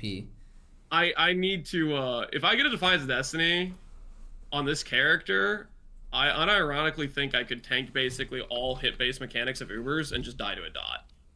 But I need... Yeah. I'm not gonna drop Defiance of Destiny, but if I do it, because I think I can get I think potentially I could get to 1,000,000 armor with Divine Flesh. That's very good. And I think, I don't know. I don't friggin' POV this stuff, but I'm pretty sure that's close to the number where if I had Defiance of Destiny, I should be hit-based immortal almost for. I was joking and saying, and now we see Captain Lance. He's been in the Searing Exarch for 7 hours, and we have the ball phase number 953. I would die to the dot, the ground effect before I got that far. Yeah. I misplay that ground effect so freaking much because it disables your recovery while you're on it or something. Mm-hmm. Awesome. Steel, do you have any other questions? Nah, I think we're good. Awesome. Thank you so much for joining us for an interview, Lance, and good luck, and we hope to see you do some bosses. Yeah, I'll try to give you something entertaining. We'll see. The People's Champion. The People's Champion. We stand for Lance. All right. I don't belong here. I guess take care. Right. Bye. Good luck. Alright. That's fun. I love to see Lance's builds. He always comes up with cool builds. Yeah. It's kind of like Jung-Ben a little bit, he's got a brain. Not everyone Not like has a us. brain. Not like us. But he's a smart cookie. That was good. It's gonna be fun to see how everything goes. So someone in chat was asking, are we not playing the Gauntlet? He is. He's actually going to play today. Obviously, casting does... Yeah, we do get pretty tired after these casts. But today we're feeling pretty good. We've had a good night's sleep, or at least he has. So he's going to be doing a stream. I'll be streaming later. Yeah. Yeah, yesterday I was so tired. I just played a little Tarkov for an hour and then went to sleep because I didn't really want to play the Gauntlet off stream. Finished up decontamination service. He's constantly yawning. Oh, I don't know why I do that. I've actually done that my entire life. I always yawn, even when I'm super awake.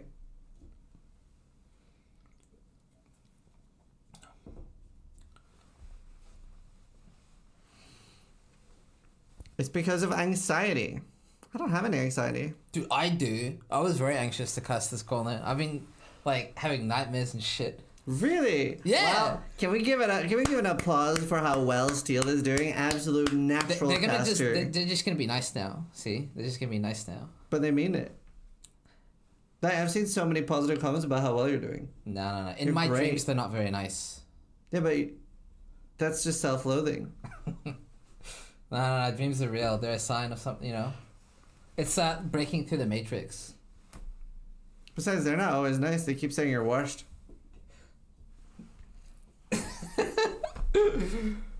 But you're good at casting, so at least you're good at something. So that's how you know they're honest. Is it because you breathe through your mouth? Dude, I don't. Yeah, I love chatters like this. Mean comment, lol W. I do breathe through my nose. Lol W. I have my mouth open a lot, but that's just to be able to speak faster. But yeah, honestly though, I do hope that...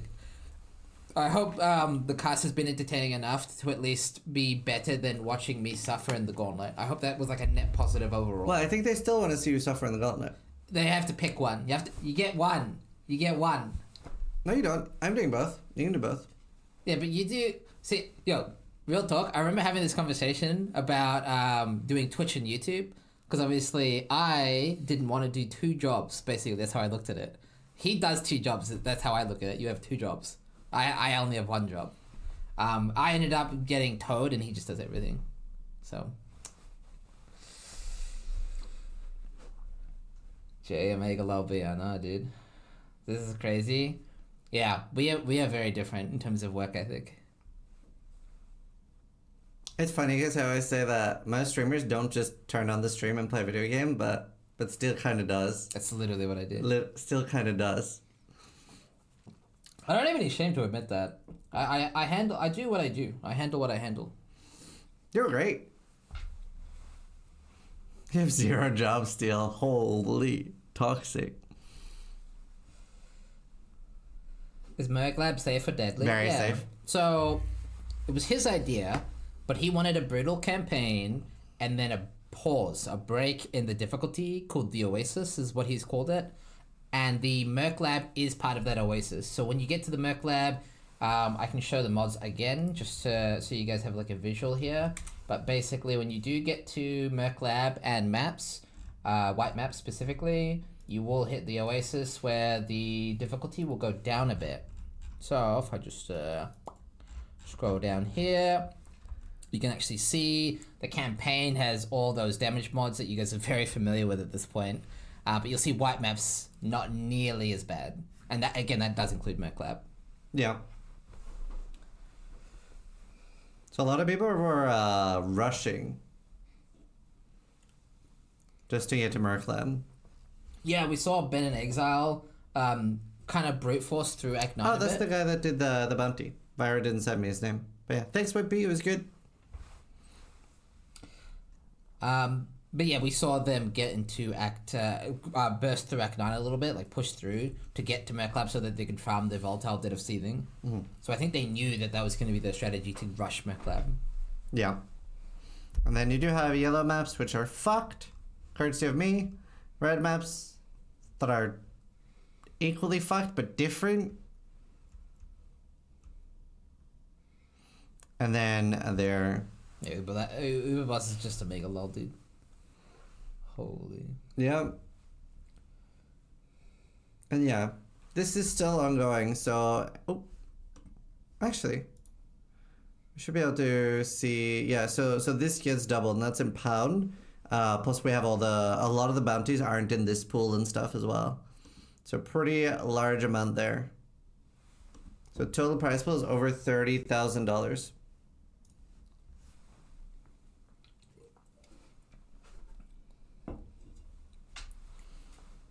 I wonder how Karn's doing in Delve. Yep, No way. Show Khan here, replace Mr. Lance. We can show Garatha, Al-Kaiser. We haven't seen too much of Al-Kaiser on the cast today. We'll have to get him I don't know, would he do an interview or would he just make demon noises the whole time? He'll do interviews. Yeah, so maybe tomorrow. Yeah. We can have him Could on. do that tomorrow, for sure. If he's keen. It was really funny because I did an AMA with Al-Kaiser once, like a big 2-hour interview, and people were like, "How did you get Al-Kaiser to do this?" And I was like, I DM'd him. I was like, "Do you want to do an AMA?" And he was like, "Yeah, I would love to. Thank you for the invite." He actually said, Like I played Dota with Alk as well. He's just super nice. maybe because you played Dota, you both played Dota, you can just speak his language. I don't know. Maybe that's it.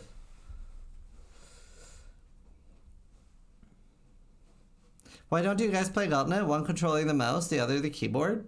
That'd be really funny. That'd be really funny. Would that count as account sharing though? I'm sure it's not. Okay, so... We'll use your account. So, sure. So no one has ever been banned for account sharing in Path of Exile. Even somebody that was confirmed account sharing was simply removed from the ladder when racing against Havoc back in the day. So they don't ban for account sharing anyway.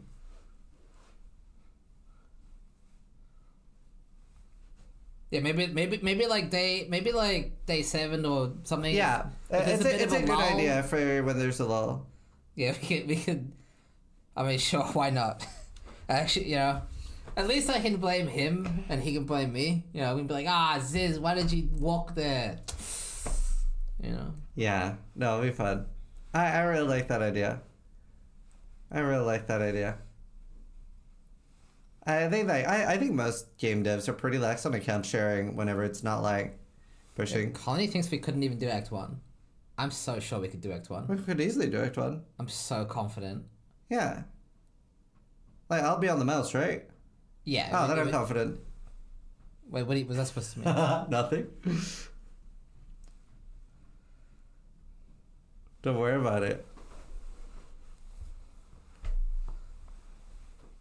Also, there, even with us doing it, there would be no way to prove that we're actually doing it. It could just be me playing. I have a second cam. It's literally go. Okay, so then we're definitely proving that we are account sharing. All right. I thought you meant. This is why I want the mouse. I thought he meant like for you guys, because it's funny. Right. Ask GGD first. No, because it's a bit like the macro thing. If you ask for permission, they have to say no. Whereas they're just very unlikely to do things. Yeah, It's obviously not a problem. The chat will be completely confused by this statement, but it makes perfect sense if you think about it. They legally have to say no. The support people just basically say no, no, no, no, even if the answer is actually yes. They just say no. We actually had an event happen a year or two ago. Somebody made a Reddit post saying they were permanently banned from Path of Exile, and they were paraplegic, and they had asked Path of Exile if they could use a macro, and Path of Exile had said, no, we are going to ban you. And then he had done it anyway, and he got banned, and loads of, groups that try to, help make, what do you call it? Make it easier for disabled people to play video games and stuff, had, reached out and be like, GGD, what the fuck? Why are you so anti-accessibility? Thank you. And GGG had responded, they're like, this has never happened. This isn't true. And Bex even chimed in, we have never banned anyone for this.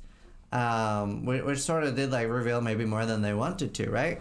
But a lot of actual organizations were talking about it and reaching out. And then the guy who made the post says, haha, I was only joking. I was never banned. I just wanted to show my class, I'm a teacher, how easy it is to spread misinformation online.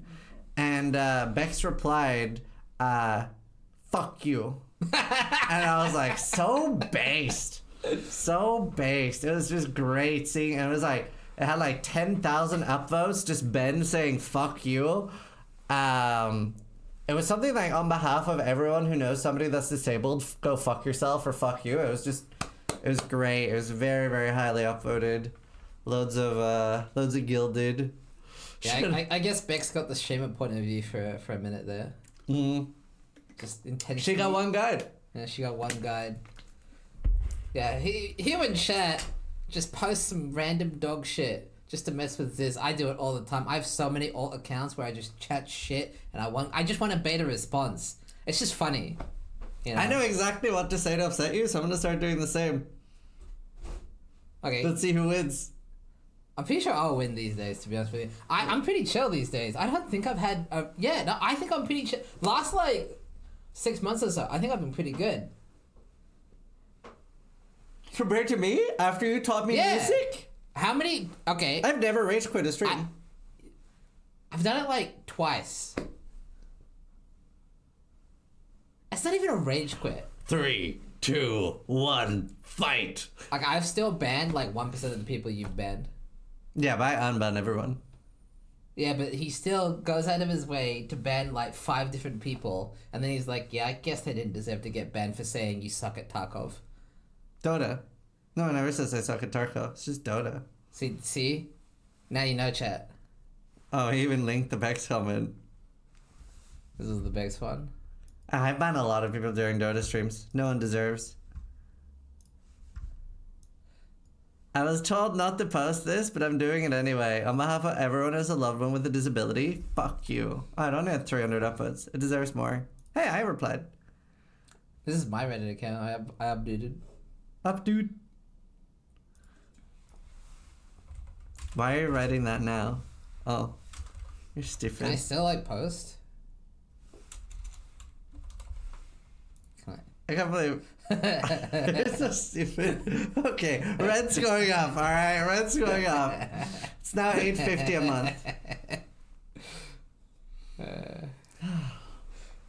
A spammer still chat ZDPS to make him rage. I don't even rage. I just get depressed. That's different. That's true. That's true. He does actually just get sad. That's true. I just cry off stream. $8.50 a month. That's so cheap. That would be raising it.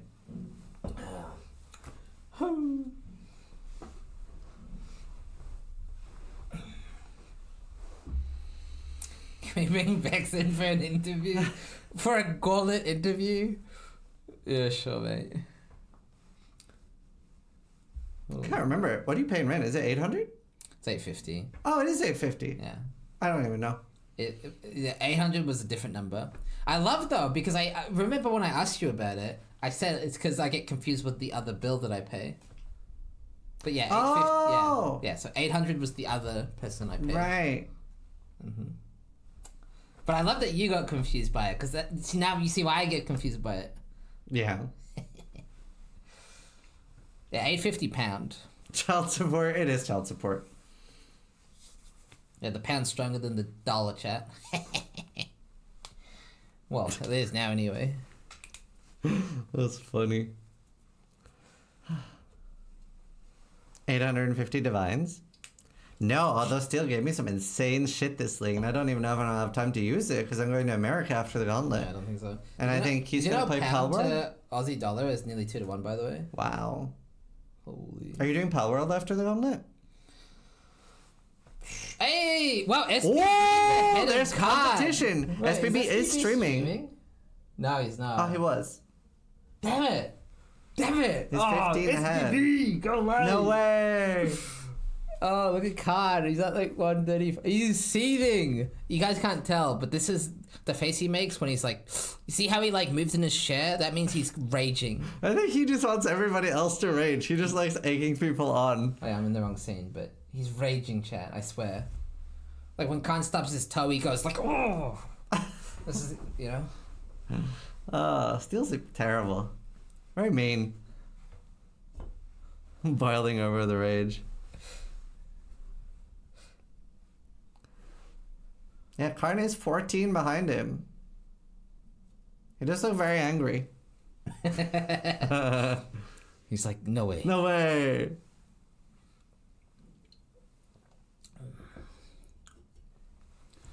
Is this some insane shit, by the way, I just found while listening to the cast?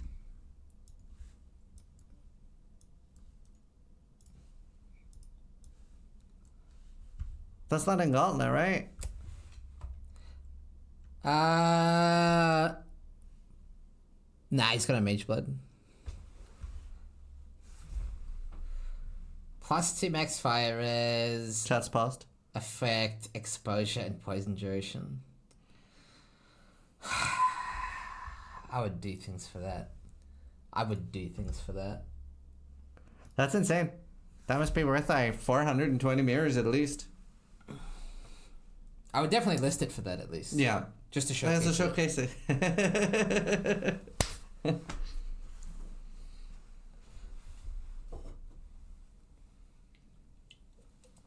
Are you allowed to say what you would do on Ziz's stream? Well, I can show you. Oh no. Oh shit.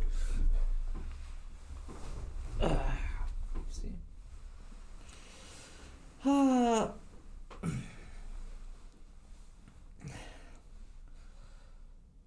It's gonna be interesting what happens tomorrow. We might actually see some normal bosses then. And some respecs. Royce QT? What tier is he in? Tier...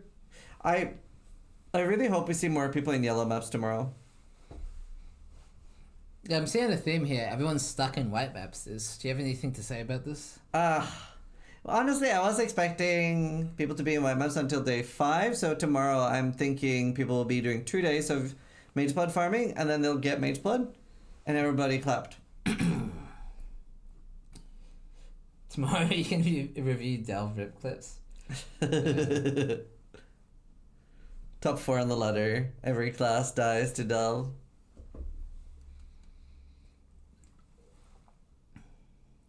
Remember when people were leveling and Sis is sad they weren't dying? Well, not that enough. I have to say, if we take a look at the leaderboard here, we can see, honestly, rip clips, I mean, what was that, like 15, 10, 15? I think 8 people dead in top 15. It's not too bad. You know, I think people are, they're not dying actually as much as I would have thought. Yeah. Which is good, because I know red maps are super difficult. Let's see what the lowest level is that shows up on the ladder. Rip Exile. Exile didn't die, right? Oh, you just mean like, right? What did you say? Let's check what the lowest level is that shows up on the ladder. Right. So, obviously we don't get access to GGG style stats, but as you can see, we do get to see the top 15k at least. There are 15. You seem very impressed by that. Yeah, it's very high. So I can't remember, but if I remember right, the Gauntlet that we had 300,000 characters on the last day, it was level 42. That's top 15,000. Yeah, so this is actually not too far off, and we're not halfway yet.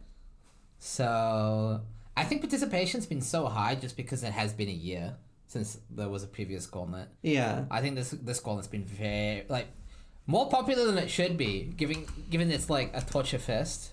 Yeah. Hey, look, Rise's ult's there. He's in the top 15k at the very end there. Yeah. Hopefully I will enter the top 15,000. Maybe we can have earlier. Rise cast the next Gauntlet. Would you guys like that? Maybe we can get Rise on here. Holy. Retired cast QT. Well, maybe Jung next time we'll died. force Steel to participate and then Rise Yeah. and me can cast. I'll fly Rise out. Well, I think that Jung did have an early rip, but Yeah. It's too early to show up. Rise is as funny as a caster. Rise is a fantastic caster. Very good. I'd say Rise is the best caster. Yeah. Yeah, we do say Ty is XPing. Once he is 95, he's going to be locked in at 98 points. That means that people have to get more than 98 points. So, especially on levels and stuff, like you'll see that people like, you do have to bypass like in a full point. So when there were levels that were determining who were rank 1, even if somebody was like, if somebody else was 94 and somebody else was 94.8, it was just about who got there first. So you do have to get a full point above somebody to change the ladder. Yeah, we've had a few people chime in as well and ask why Havoc killed off his character, because they have seen the rip clip and he just seems to murder himself. It was actually very intentional. So we can take a look at the bounties real quick, and we'll see it was claimed by Havoc first to die at ladder position rank 1 on a level 98 character. So that was very intentional. It was, you could view that as an XP race, essentially. Yeah. And then a reset. Yeah. But it doesn't technically migrate reset or anything, but yeah. I wonder, do you think he rerolled? I would assume so, because he got rid of his gear. Yeah, why else would you yeah, true. True. Kind of sad I wanted to see him dominate. Well, he might still dominate, He might go because Scion. not just That's what I would do. yeah, not just that though, but you might have noticed there's hundreds of dollars. You know, there's thousands of dollars worth of bounties. You can theoretically make more money off bounties. Theoretically, it is possible. I don't think it's happened before, necessarily. No one has beaten rank 1 because rank 1 has gotten the rank 1 plus some bounties. Yeah. But we had somebody won $4,000 or $6,000 from bounty hunting. Yeah, so it is technically possible to win the Gauntlet without winning the Gauntlet, if all you care about is money. Mhm. So, but you can see we still have some pretty big bounties here. Uber Ed Zire Flame Blast bounty. We saw Tati was potentially looking into that bounty using Flame Blast totems. So that's an $800 bounty that still needs to be claimed. We have any first Uber kill. So there is like a mini race. I love this bounty now. A mini race to kill at least one Uber. So we could see maybe Jung going in before Ben just to claim one of those kills. A Voldo puzzle box does require red maps to actually get a puzzle box. And we only see a few people in red maps. So that first puzzle box drop still has to happen. Well, they have to drop it and complete it, of course.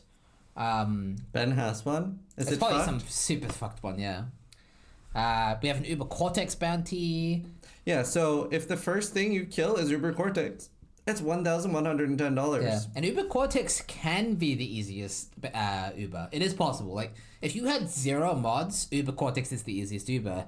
Conversely, if you have 6 mods and they're all messed up, it's by far the hardest Uber. Especially if you use taunt, it's free. Yeah. We have a Trial Master bounty still to be claimed. Not sure how people would... Do you think Khan could go for that? Because he is delving already. And he can do Itziri super easily, as we saw. Khan could maybe go for this bounty, thanks to the delve bounty. Yeah, maybe. So, maybe we'll see Khan scoop this up tomorrow. Wait, why does he need delve to do the Trial Master? Oh, I'm dumb. It's not the Adorned, yeah. I'm stupid. I forgot they reworked it. It's okay. Dumb. It adds more content. Me dumb. Have the highest armor glorious plate. This obviously doesn't get claimed till the very end of the event. Although theoretically, we've seen T1 armor evasion ES pieces from Jung. So I don't see why someone couldn't craft a literal perfect chest. And then, do they just... they would win if they submitted that, no? If they submitted that first? Yeah, if you get like the heist tempering orb and everything. If you do a literal perfect one, sure. The Black Sun Crest, we did see a lot of players having this on their filter highlighted. We've seen some really, really good rolls. I've seen Jung personally be like maybe 4 off. But it does need to be perfect to win this bounty. Oh, I should say it needs to be a max roll. The Ventors as well. We do have a few submissions for that, which I can take a look at in a minute. The Starforge Voidforge bounties issued by Starforge. Edziri. So this is the thing you died to, lol W, Omega lol. It's actually not hard to find this. I actually think people have the currency to do it. Yeah. Although it's going to be a lot more doing solo. But people have the currency to do this. But they have to be able to kill a really, really hard boss.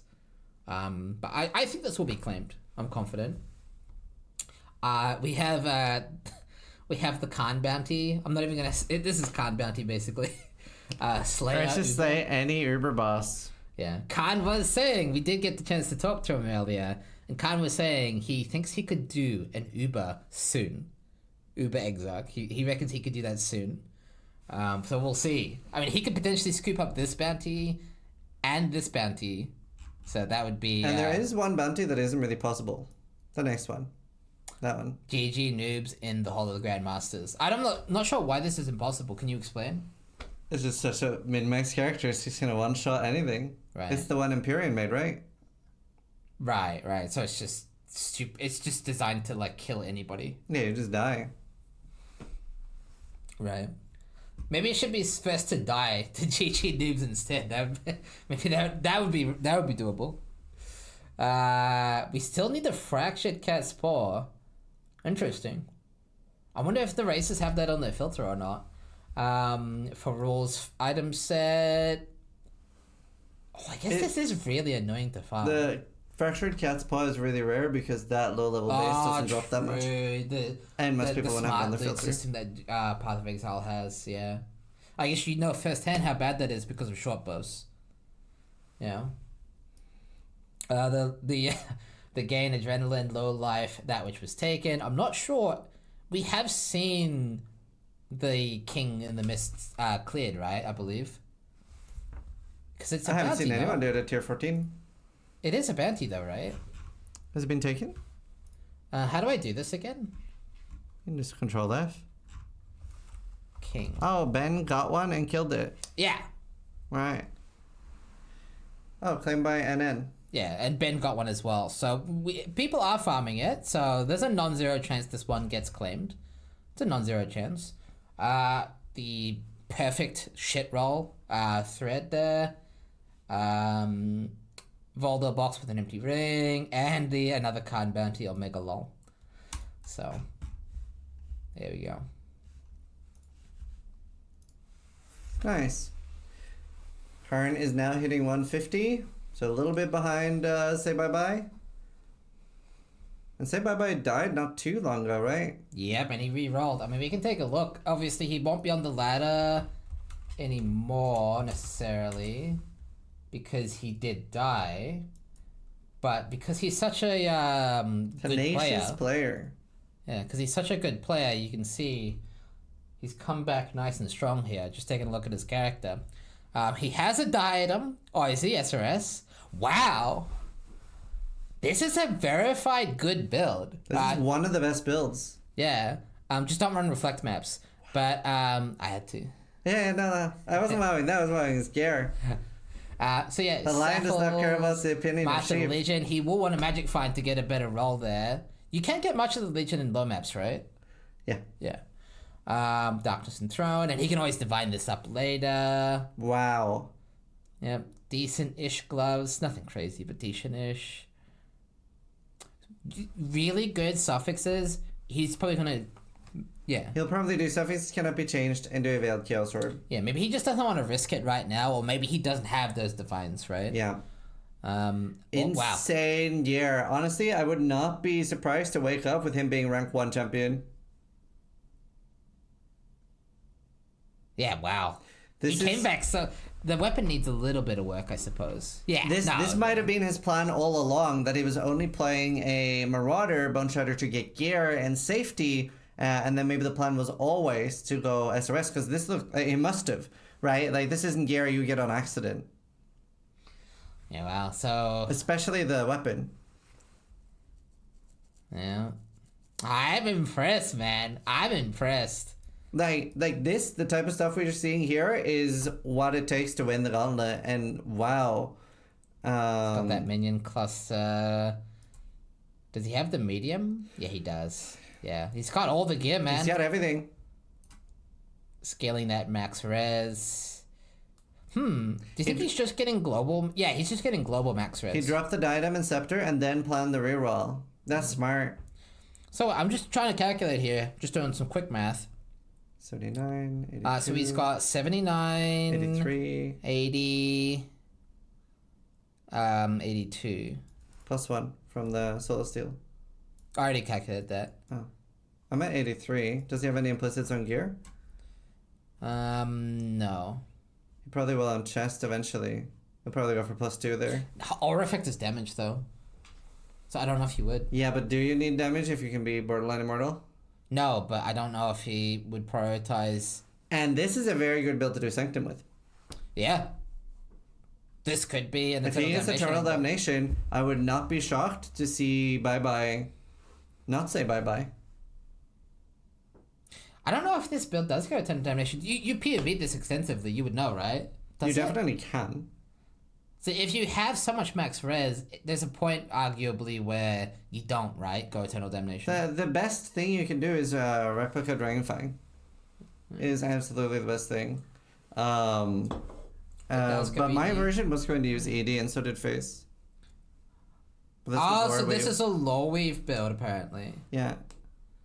So then you would drop the max res. So the max res is just like... I wouldn't be surprised to see some Transcendence for 1 or 2 bosses as well. Yeah. Like, Transcendence on Exarch makes it pretty free. Damn. See, this is why, chat. This is why it's not just about who's level 95. It's about who has what gear. It's a gear race. And as we can see, Say Bye Bye has some of the best gear we've seen in the entire Gauntlet, and he's level 92 because he died. So, he just kind of sneaks in there, right? That's crazy. I'm a little bit worried that the Delve thing is going to kill him, because that build is infinitely scarier in Delve than Karn's is.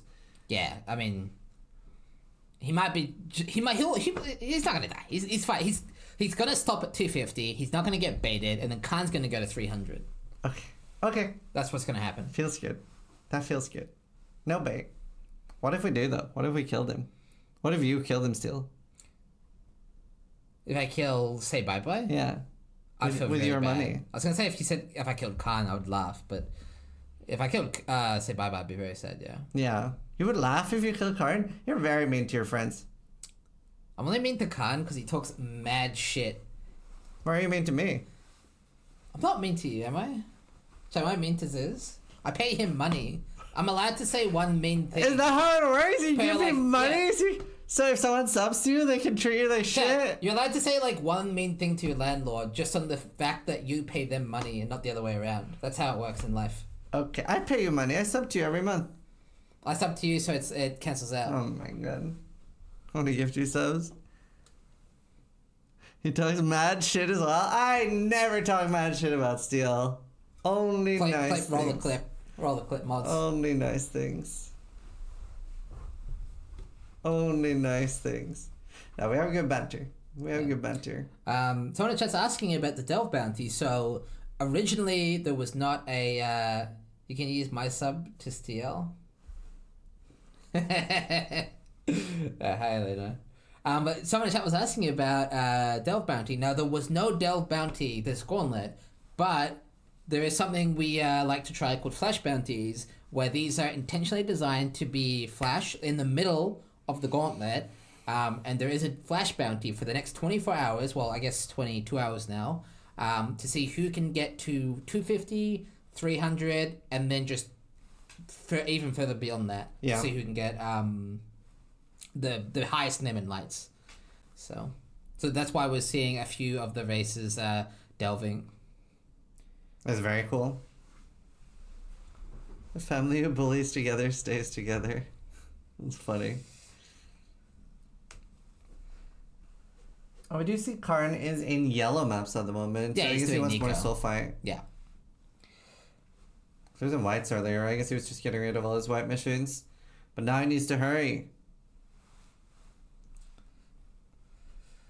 Has to be a bounty for the highest light radius. Well, in theory, although I don't know how much Vera will appreciate this, but if you do want to make a flash bounty, this flash bounty was actually made by...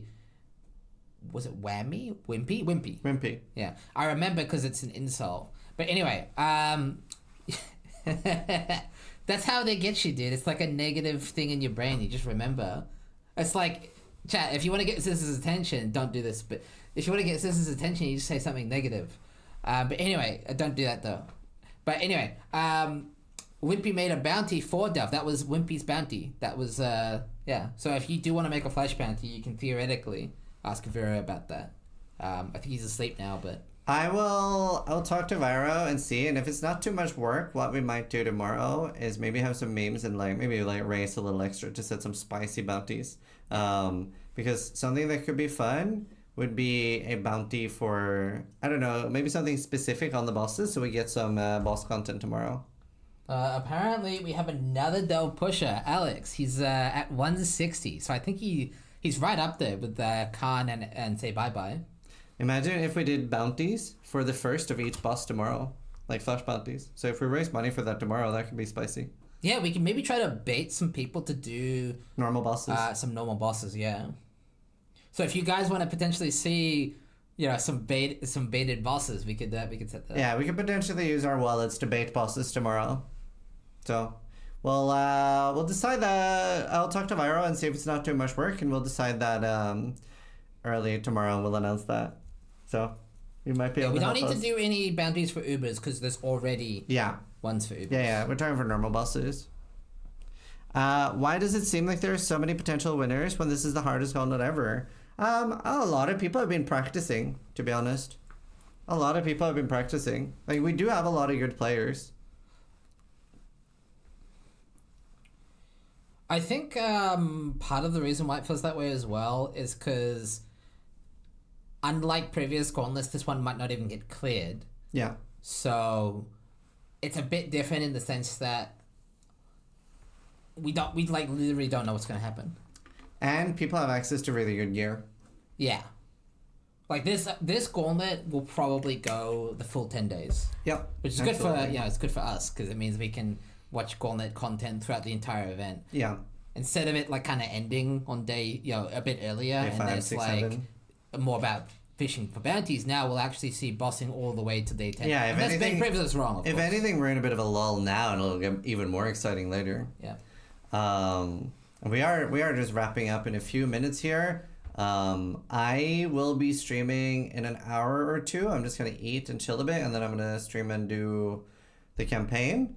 I'm currently in Act 2, very overleveled and just taking it safe. And I'm trying to bully Steel into streaming as well. You can try. Is it working? A little bit. Like a tiny bit. Just the campaign would be very fun. Duo playthrough. That tends. Oh, we're definitely doing that. Yeah. But that's different. That's while we're casting. Apparently, Alex almost died there. We might have missed it. Oh, shit. Yeah, maybe. I mean, it's not bad for him to just stop here because he's already explored some stuff. Gotten some fossils. Fossils are actually pretty good, believe it or not. Hopefully, he doesn't push too hard, too fast, and just die. Why do players only get 95 points between 95 and 100? That's because the levels aren't supposed to matter in the Gauntlet. They only exist so that we can track early progression. Yeah, it was previously tracked in The not first Scissors Gauntlet. Gauntlets, but a previous iteration. No, the first one we did Oh, the too. first one. And we got the feedback was essentially, I'm speaking kind of for you here, but essentially the feedback was the Gauntlet's not about racing to 100. It's just not. So it's about bossing, right? So It was actually, I had a pretty big chance to win the first Gauntlet I arranged as well. I actually got fucked over by the fuck that levels. So I died and I managed to do a lot of bosses, but people just leveled up ahead of me. And everyone was like, level shouldn't matter. So we didn't even think about capping it at 90, but we figured 95 was like fine. Like you're always going to be able to get 95.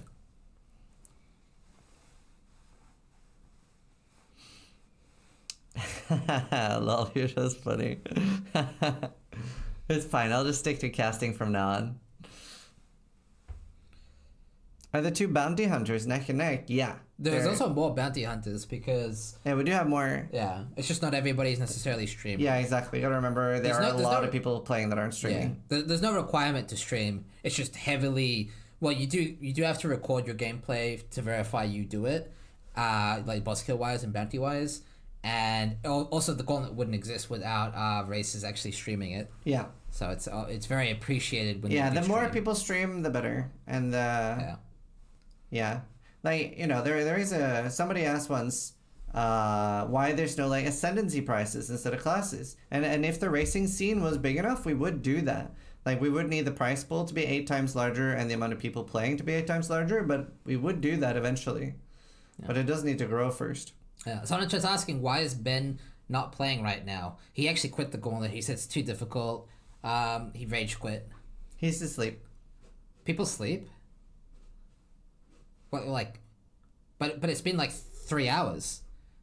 How long do they sleep? Like 8 hours? Is there a minimum video requirement for bounty submission? Yes, there is, because we had somebody once try to submit a low-level Katarina as at 83, and it was in, rip, big rip. It was in so low quality that you could barely see the level. So we have had people try to cheat bounties. Old school flavor. Just see, here we go. Was one of the top shadows, man. Was that our explosive trap friend? It was. We've been following them a little bit. Yeah. Because they're playing a bit of a different build there, explosive trap. Rip. 4 hours 5. I need to know, damn it. Salute for our Oh, fallen. Were they top 3? They might have been. The 81, 83 incident. Yeah, I'm not sure. No. No. But no, they were. That is. Oh, that's the guy that died. Yeah, top Yeah, 3 something. shadow down, everybody. Third shadow. Rip. But yeah, I think we'll be wrapping up here. Hopefully everybody has wait, why does this look so stressed? No, Mad don't all get the one time, guy. Cassie? I was That's my wondering, Chad. resting bitch face. I was almost gonna do a prediction. Will Ziz react to the bait? That's not bait. I just have a resting bitch face. Anyway, we are gonna wrap up here for day 5, and we'll be back tomorrow for day 6. And yeah, we will see if we can figure out a way to bait some bosses from the contestants for tomorrow. So hopefully everybody enjoyed day 5 of the cast. Prize pool is a little bit over $30,000 thanks to our sponsors. So yeah, we can do some sponsor shoutouts. Obviously, Shopify Rebellion is matching donations up to 25K, and the event would absolutely not be doable without them. So huge thank you to Shopify Rebellion. And we also have some other sponsors that are helping us run this event. Namely, Displayed has a lot of different bounties, a lot of cool things. So we can show off one of the Displayed commercials. They are sadly not edible, but they do make your wall look amazing. Is everything bleak in the Gauntlet and it's got you a bit depressed and down? Brighten up your walls and put a Displayed on them. But wait, there's actually more. We have loads and loads of cool different displays that you can brighten up your walls, and they're super simple to attach to a wall. As long as you have a straight and flat wall, you can put one of these sticky metal bits on them and boom, magnets. It's basically magic. It attaches to the wall. And if you have multiple displays and you want to move them around, it's super easy. You just pull them off the magnet and put them back on. Even I can do it. There you have it. Even I can do it. And you might have seen some in the background of Steel's stream as he has a lot of displays. So that is one of the ways you can support the Gauntlet. It is code Zizaran. Next up, we have the Gauntlet is also supported by Starforge. We have some cool Starforge bounties. So we can throw a quick Starforge ad in there as well. But if you need a very solid PC, that is some of the best PCs in the universe. Man, this really is a hard Gauntlet. There are deaths left, right, and center, with a lot of the top racers going down. And you know what always has your back in a hard Gauntlet? Starforge will make you both ferocious and strong and be able to run Path of Exile at the highest performance. Whatever your needs are, Starforge has both affordable and top-of-the-line PCs.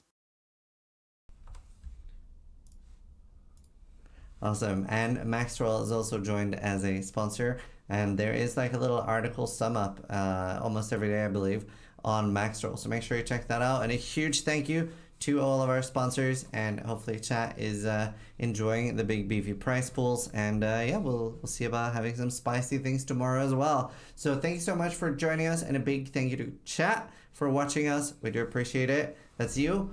And we'll be back tomorrow with day 6 off the cast. So thanks for watching. More importantly, try to die less than I do.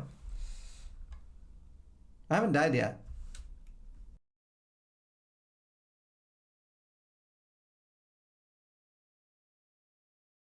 Wait, have we rated him already this Gauntlet? We can raid Al Kaiser. Let's raid Al. Yep. Raid Al Kaiser. Send it. El Kaiser. Rowdy boy. Awesome. That was fun. Ooh.